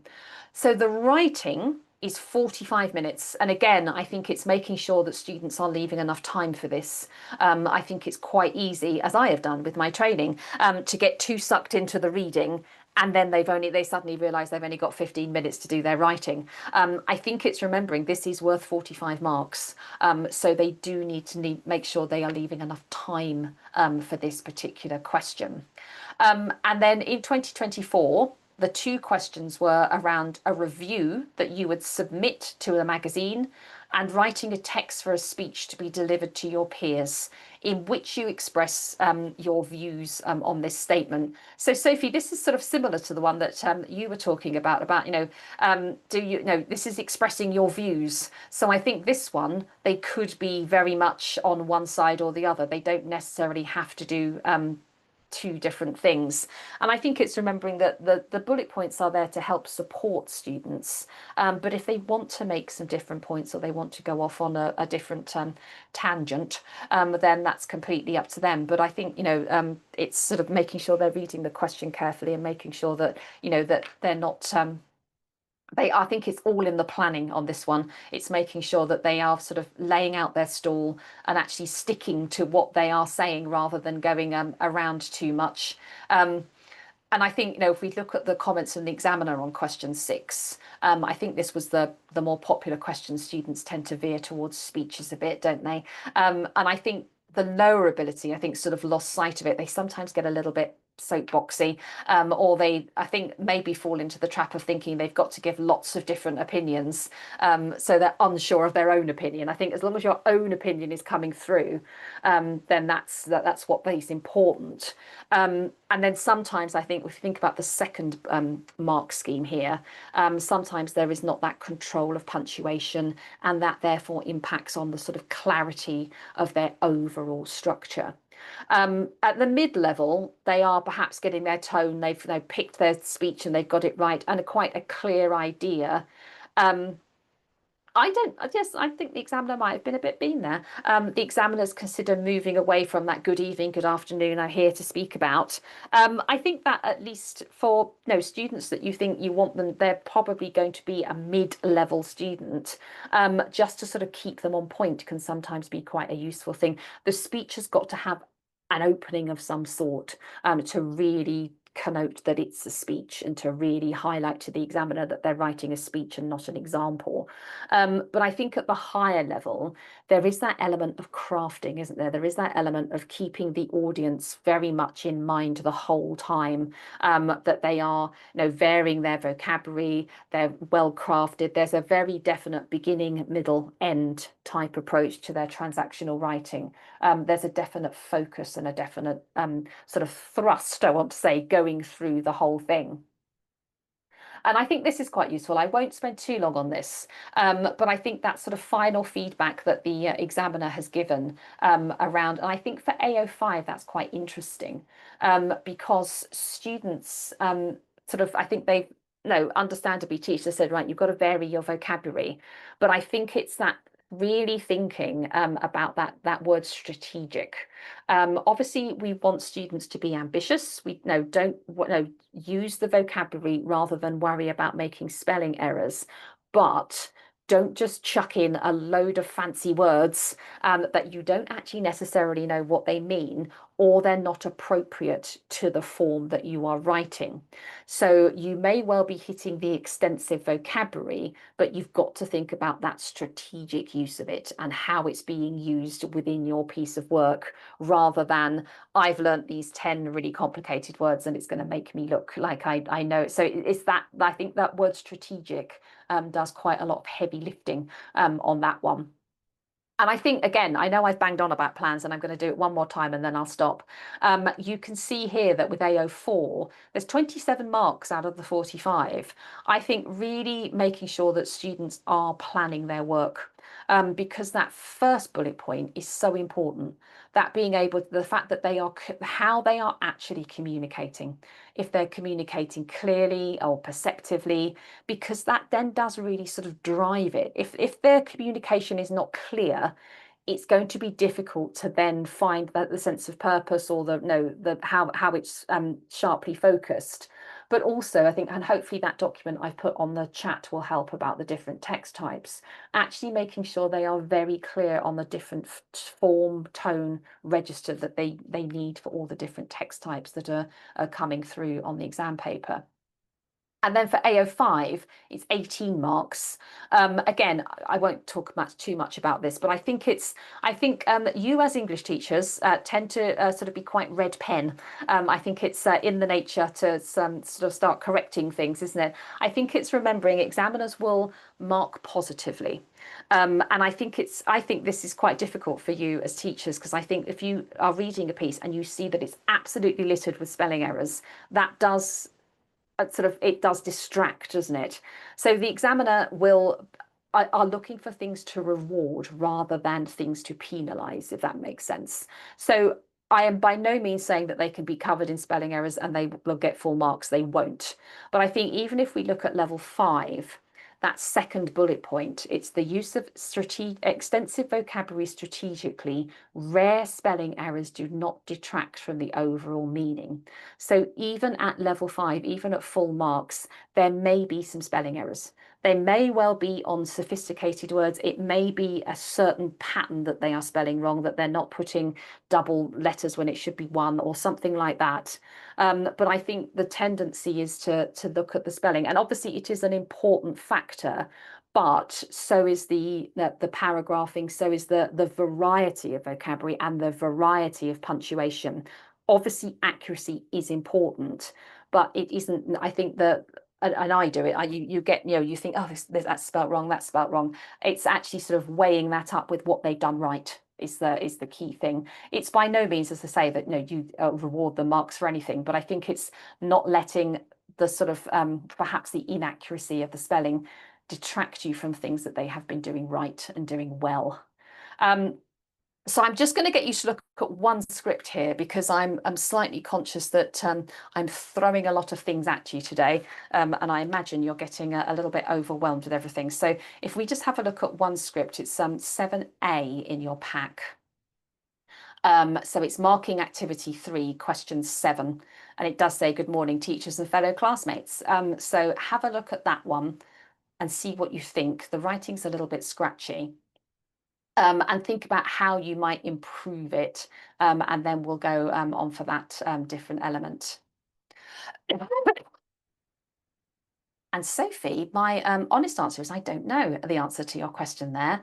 I would, that might be another one. You're going to be contacting Claire a lot today. If I get you to talk to Claire about that one, she will give you the official chapter and verse on that one. I think that's probably the best idea to talk to Claire, the subject advisor on the teachingenglish@pearson.com on that one. Right, I'm going to mute my microphone and let you look at 7A. If you have time to look at any of the others, then please do.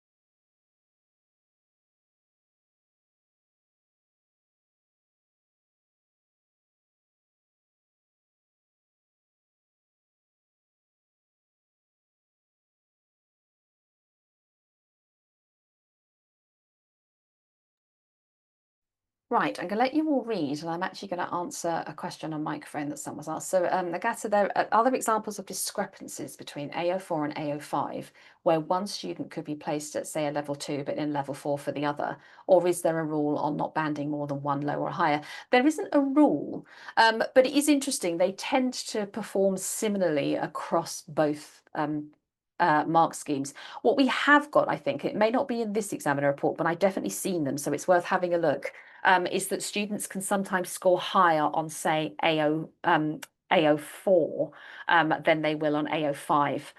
So their ideas and their general sort of overview is pretty good. But then their spelling and a punctuation perhaps lets them down.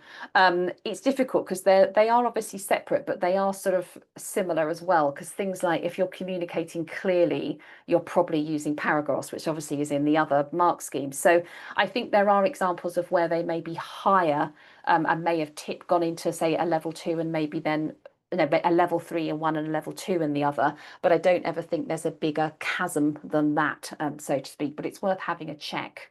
And Laura, interesting question. You're absolutely right. And the answer is I'm not entirely sure. Examiners stand read cliches. There could be a fine line between the use of metaphor and cliche, for example, in this script, journey and comfort zone. I think it's a little bit text. I don't know whether you agree or not, but it's I think it's probably a little bit text dependent. I would say in something like a speech, if you're giving it to, an audience, then maybe having a little bit of cliche is possibly not a bad thing. And the fact that you're using well-established, well recognized sort of motifs and cliches. I think what they are likely to dislike more is a metaphor that is sort of out of place or doesn't actually make sense.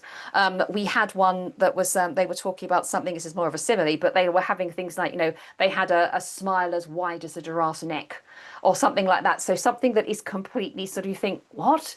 So I think sometimes students try and be too left field. I think in this one, things like, your journey and your comfort zone, I think that's no, it's sort of adding to the sort of overall feel of it. But there are some things. This that I unfortunately don't have the split of marks here, so we might have to do a bit of adding up ourselves. But it got 28 in general, and it was level 3 across both.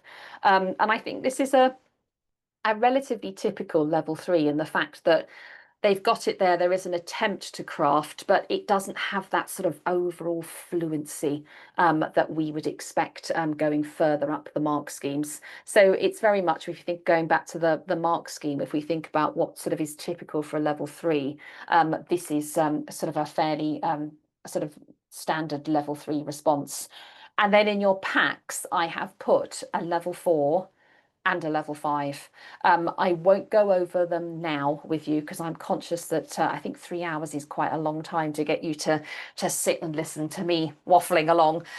But what I might do, do you want a quick 5-minute break just to rest your ears and rest your eyes? It's 35 minutes past. So if we come back at 40 minutes past, literally just a quick 5 minutes.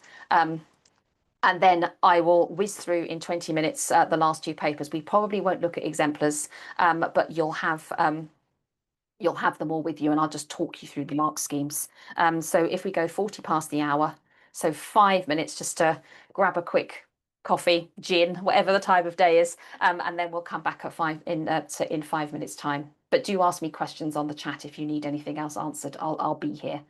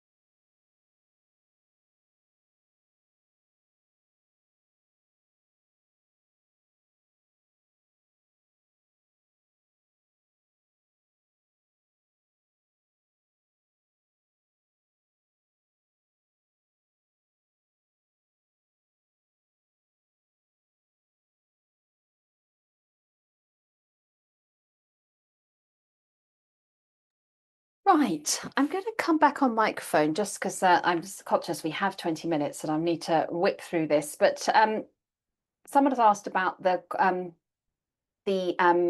document we have, which has, compares all the questions. There's actually two. They're both in. As I say, I'm not sure if that link is going to work because sometimes they're too long to chat. They're in qualification guides on the website. So if you go into the teaching and learning section, and then I've realised I've spelled qualification wrong, it's in qualification guides on the website. The one I've put as the link is the one that doesn't have a padlock on because it's basically the sample assessment materials and everything. But the very first document in qualification guides is Claire Haviland's one with a padlock on, which basically outlines all of the questions up to now, basically. So that will give you a good idea of all the different question types that have come up on paper 1 and paper 2. So I'm going to whiz through paper 2 and paper 3 because I'm sort of hoping that I've covered the mark schemes and the different elements.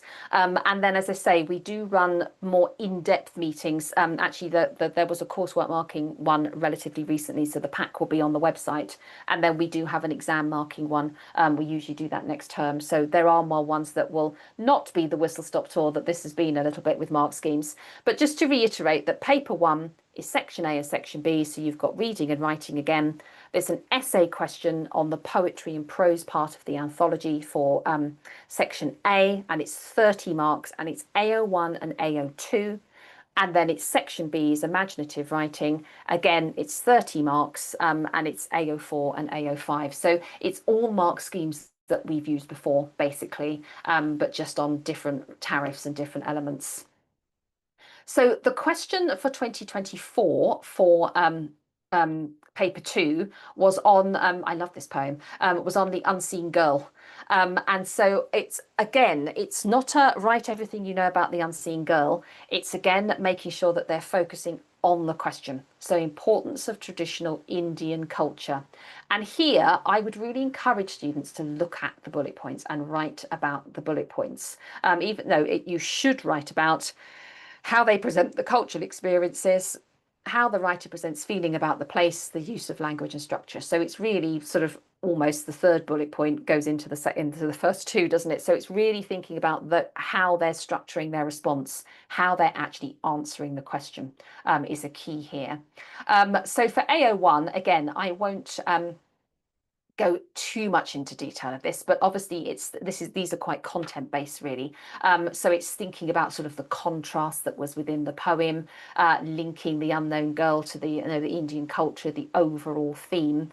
I think those who are perhaps not as successful on this one is they really give sort of a précis of the poem. They're not really doing a lot of analysis, a lot of interpretation, and they're perhaps not using a lot of the poem to exemplify what they mean. So a lot of students would talked about the henna tattoo and not much else, nothing else that was going on in the poem.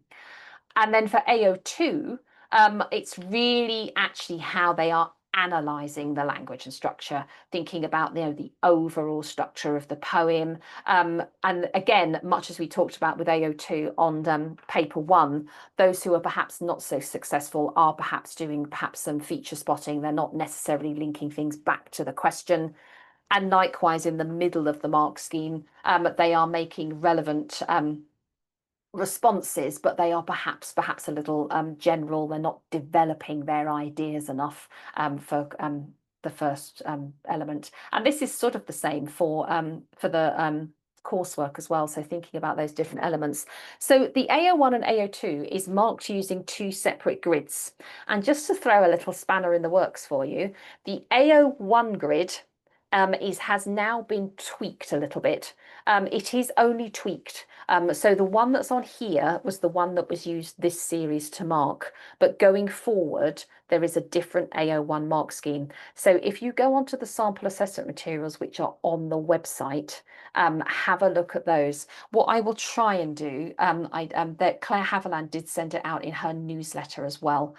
So if you can go onto and look at her newsletter, it will give you all the details as well. It's nothing major. It's still the same amount of marks. It's just been sort of there's a bit more clarity in the mark scheme for you. So it's just some rewording more than anything, but it's still assessing exactly the same. But I thought I would just warn you, just to add that to the things you need to look at. But yeah, any questions on that, obviously talk to Claire, but there has been some communication around that. I'm going to try and do both of those things. What I was trying to do while I'm talking is find it. So do give me a little minute. Let's see if I can find it. So what I might do is get you to just have a quick look at an exemplar. And while you're doing that, I will find the link rather than watch you sort of watch me and do this. So yes, so the mark scheme that was used to mark these exemplars is on the slide. I will send you the link to the new one. So if you can have a look at script 1A just for a couple of minutes, just while I find all the relevant material, then I'll come back on microphone and we can take it from there.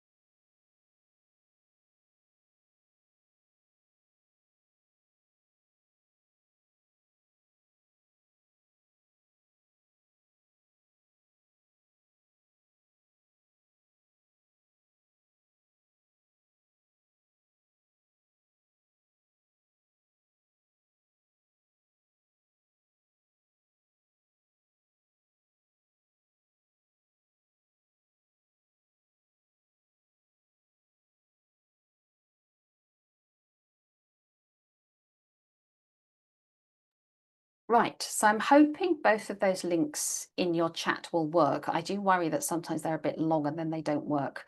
The first one is to Claire's newsletter. That can be found, if that doesn't work, you can go onto the website and there's a news area on the website and that will tell you it. And then the second link is to the sample assessment materials issue 4.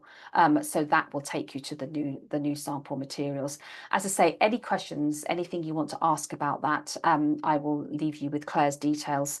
We didn't have time to update this PowerPoint, unfortunately. So it's just, it isn't much of a change at all. It's just a slight rewording. So it's nothing to worry about. But obviously it's nice for you to have the most up-to-date versions of things, which is why it's always good to just keep an eye on sign up for Claire's updates, and also to keep an eye on which version of the sample assessment materials, etc. you've got to hand. So the script you've got there, I deliberately put a full marker in. So hopefully that will give you some idea about the sort of the full marks and what has been used for the paper 2 question 1. And then the imaginative writing on paper 2, there are a choice of 3 questions. So there's always a nice choice for students, which I think is quite important. And they've got all slightly different focuses. So there is one that uses an image. I know we were talking about images before, and there's one that's got a title to sort of have inspired them a little bit. So hopefully there is, as we say, something for everyone there to help them along.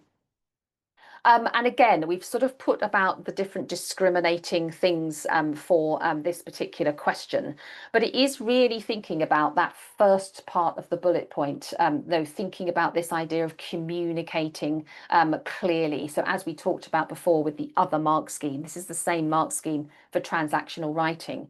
So it's really thinking about how they are communicating their ideas, how they are planning, how they are putting things across. What we do need to really emphasize here, and I don't think students do it so much now, is that they need to think about the title. Are they actually answering the question? You don't have to do it absolutely exactly, but it can't be something that they basically are just have learnt something and go into the exam and write it, and it bears no resemblance whatsoever to any of the questions that have been set. So they know. understandably, from 2 years of classroom activity, they will have some ideas, some things that you've talked through with them, but they are obviously using those to adapt to the question that has been set rather than replicating something that they have learnt and just putting it down. So that's sort of a key one to think about there in terms of it. Mark scheme wise, as I said, these are exactly the same as the transactional writing ones. So there's an AO4 grid, but obviously the marks are different here. So it's out of 18 and it's out of 12 because it's out of 30 rather than 45. But you're marking with those same things in mind that we talked about before. And I've put, I think I've put, so I've put sort of a level 5 response into your pack as well. So you can have a look at that when you've got the time, but there are lots in the examiner reports there. So that will, Charlotte, what will happen there? Charlotte's asking what happens if it doesn't resemble the task. The examiners do give a lot of leeway. No, it is an imaginative writing task. So if it perhaps just does a little bit at the end or that sort of thing, but if it is clearly about something that's literally nothing to do with anything, it's really thinking about, sorry, I did rather whiz past that. It's really thinking about, how successful their communication is. This approach of preparing responses may not achieve successful communication of purpose. So if it's a question about X and they've answered on Y, that first actually, and even the second bullet point are going to suffer, because if they're not communicating clearly, if we've asked them to write about one thing and they've written about something completely different.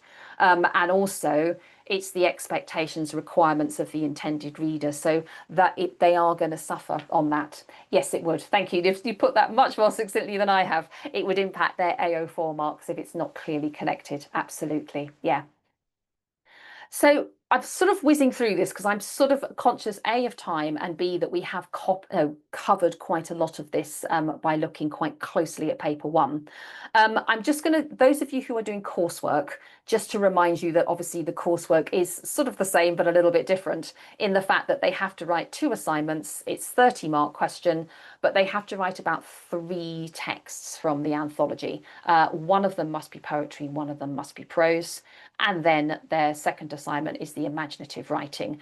We've got lots of nice guidance on the website around what they need to do. I think I got this from the specification. So just some ideas about where, what you need to do, how they need to do it, thinking about their different tasks.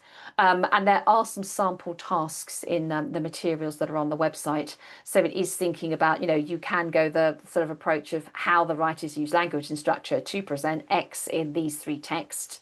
You can also give them some bullet points. And I think a top tip, actually making sure that students put their title at the top of their pages rather than just saying, coursework 1, coursework 2. So when the moderator's looking at them, that makes life a lot easier for them. And again, there's some nice guidance, both there's a coursework guide and there's also information in the spec around the coursework. And again, some sample tasks here. You may want to have a look at some of the exam questions and see if there's things that you like. There are now, I think there's a couple of packs now of coursework marking for you to have a look at, and sort of the pitfalls and various things that have happened on the various different elements. And Claire does run a workshop about coursework as well, so that will be on the website. So there's hopefully plenty of materials to help you. I have included in your pack, I'm not going to go through them now, I have included some assignments, a couple of assignments with commentaries in there, but there are some in the past training content, there are some nice, some packs of ones that we've run as events. So there are some full training packs that you can use for the coursework as well. But this is a fairly high marker one in there. I'm not going to talk about spoken language endorsement. I think I've probably covered that in enough detail there. So I'm going to whiz through the support. Please ask me questions while I'm whizzing, if there's anything I haven't covered. But obviously the website, I've talked a lot about the website. The website is your main area, really. And so all of the things that I talked about today are mainly in the teaching and learning materials area of the website.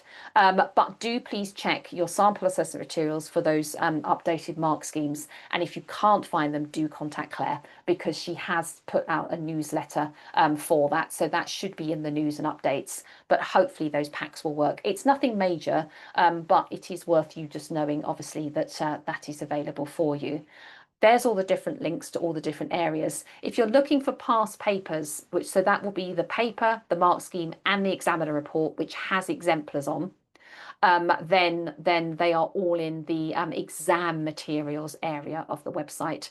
So that is obviously very useful. And I don't know if you've all got your opera glasses on, whether you can see here, we've got the past training content. Actually, the very top one is coursework marking. So you can have all of those different elements there. Hopefully, lots of different things for you to look at. You probably all know about Results Plus. I'm not going to talk about that. What I want to do, because I've bigged her up quite a lot, is leave you with Claire. She is extremely helpful. I feel like I've gabbled through this session today. I think there's a little bit too much to cover. We perhaps need to look at streamlining this a bit, but hopefully that has given you a decent oversight and a decent overview of the different elements involved in the spec. As I say, there is a calmer course where we will just do marking. So there is that coming up. We have also got coming up exam insights events. I don't think they're on the website yet, but they are coming up. And my colleague Teresa and I will also be running some sessions for Language A and for literature around achieving the higher grades and around achieving grades 4 and 5. So do sign up for those as well. It might be me on some of them. So there's other areas coming up if you now want to springboard into looking at different things. But do talk to Claire about anything that I haven't covered or anything you're unsure of. And obviously, as I say, I've now covered this. These are the different events that are coming up. Please do reserve any spaces that you want, anything you want to think about there in terms of the training.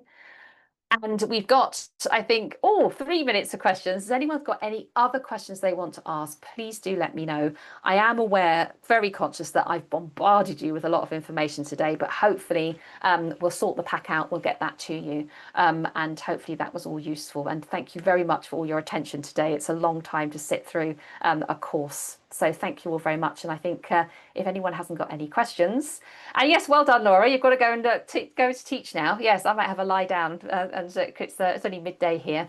I can show the last slide again, Aziz. There we are. This one. There we are. Brilliant. Well, thank you all so much. And as I say, I felt like that was a bit of a whistle-stop tour, but at least you've got some materials now and a bit of insight into things. Yes. And good luck with all your teaching activities today and in the future. And I'm sure I'll see you all again soon. So thank you very much for attending today.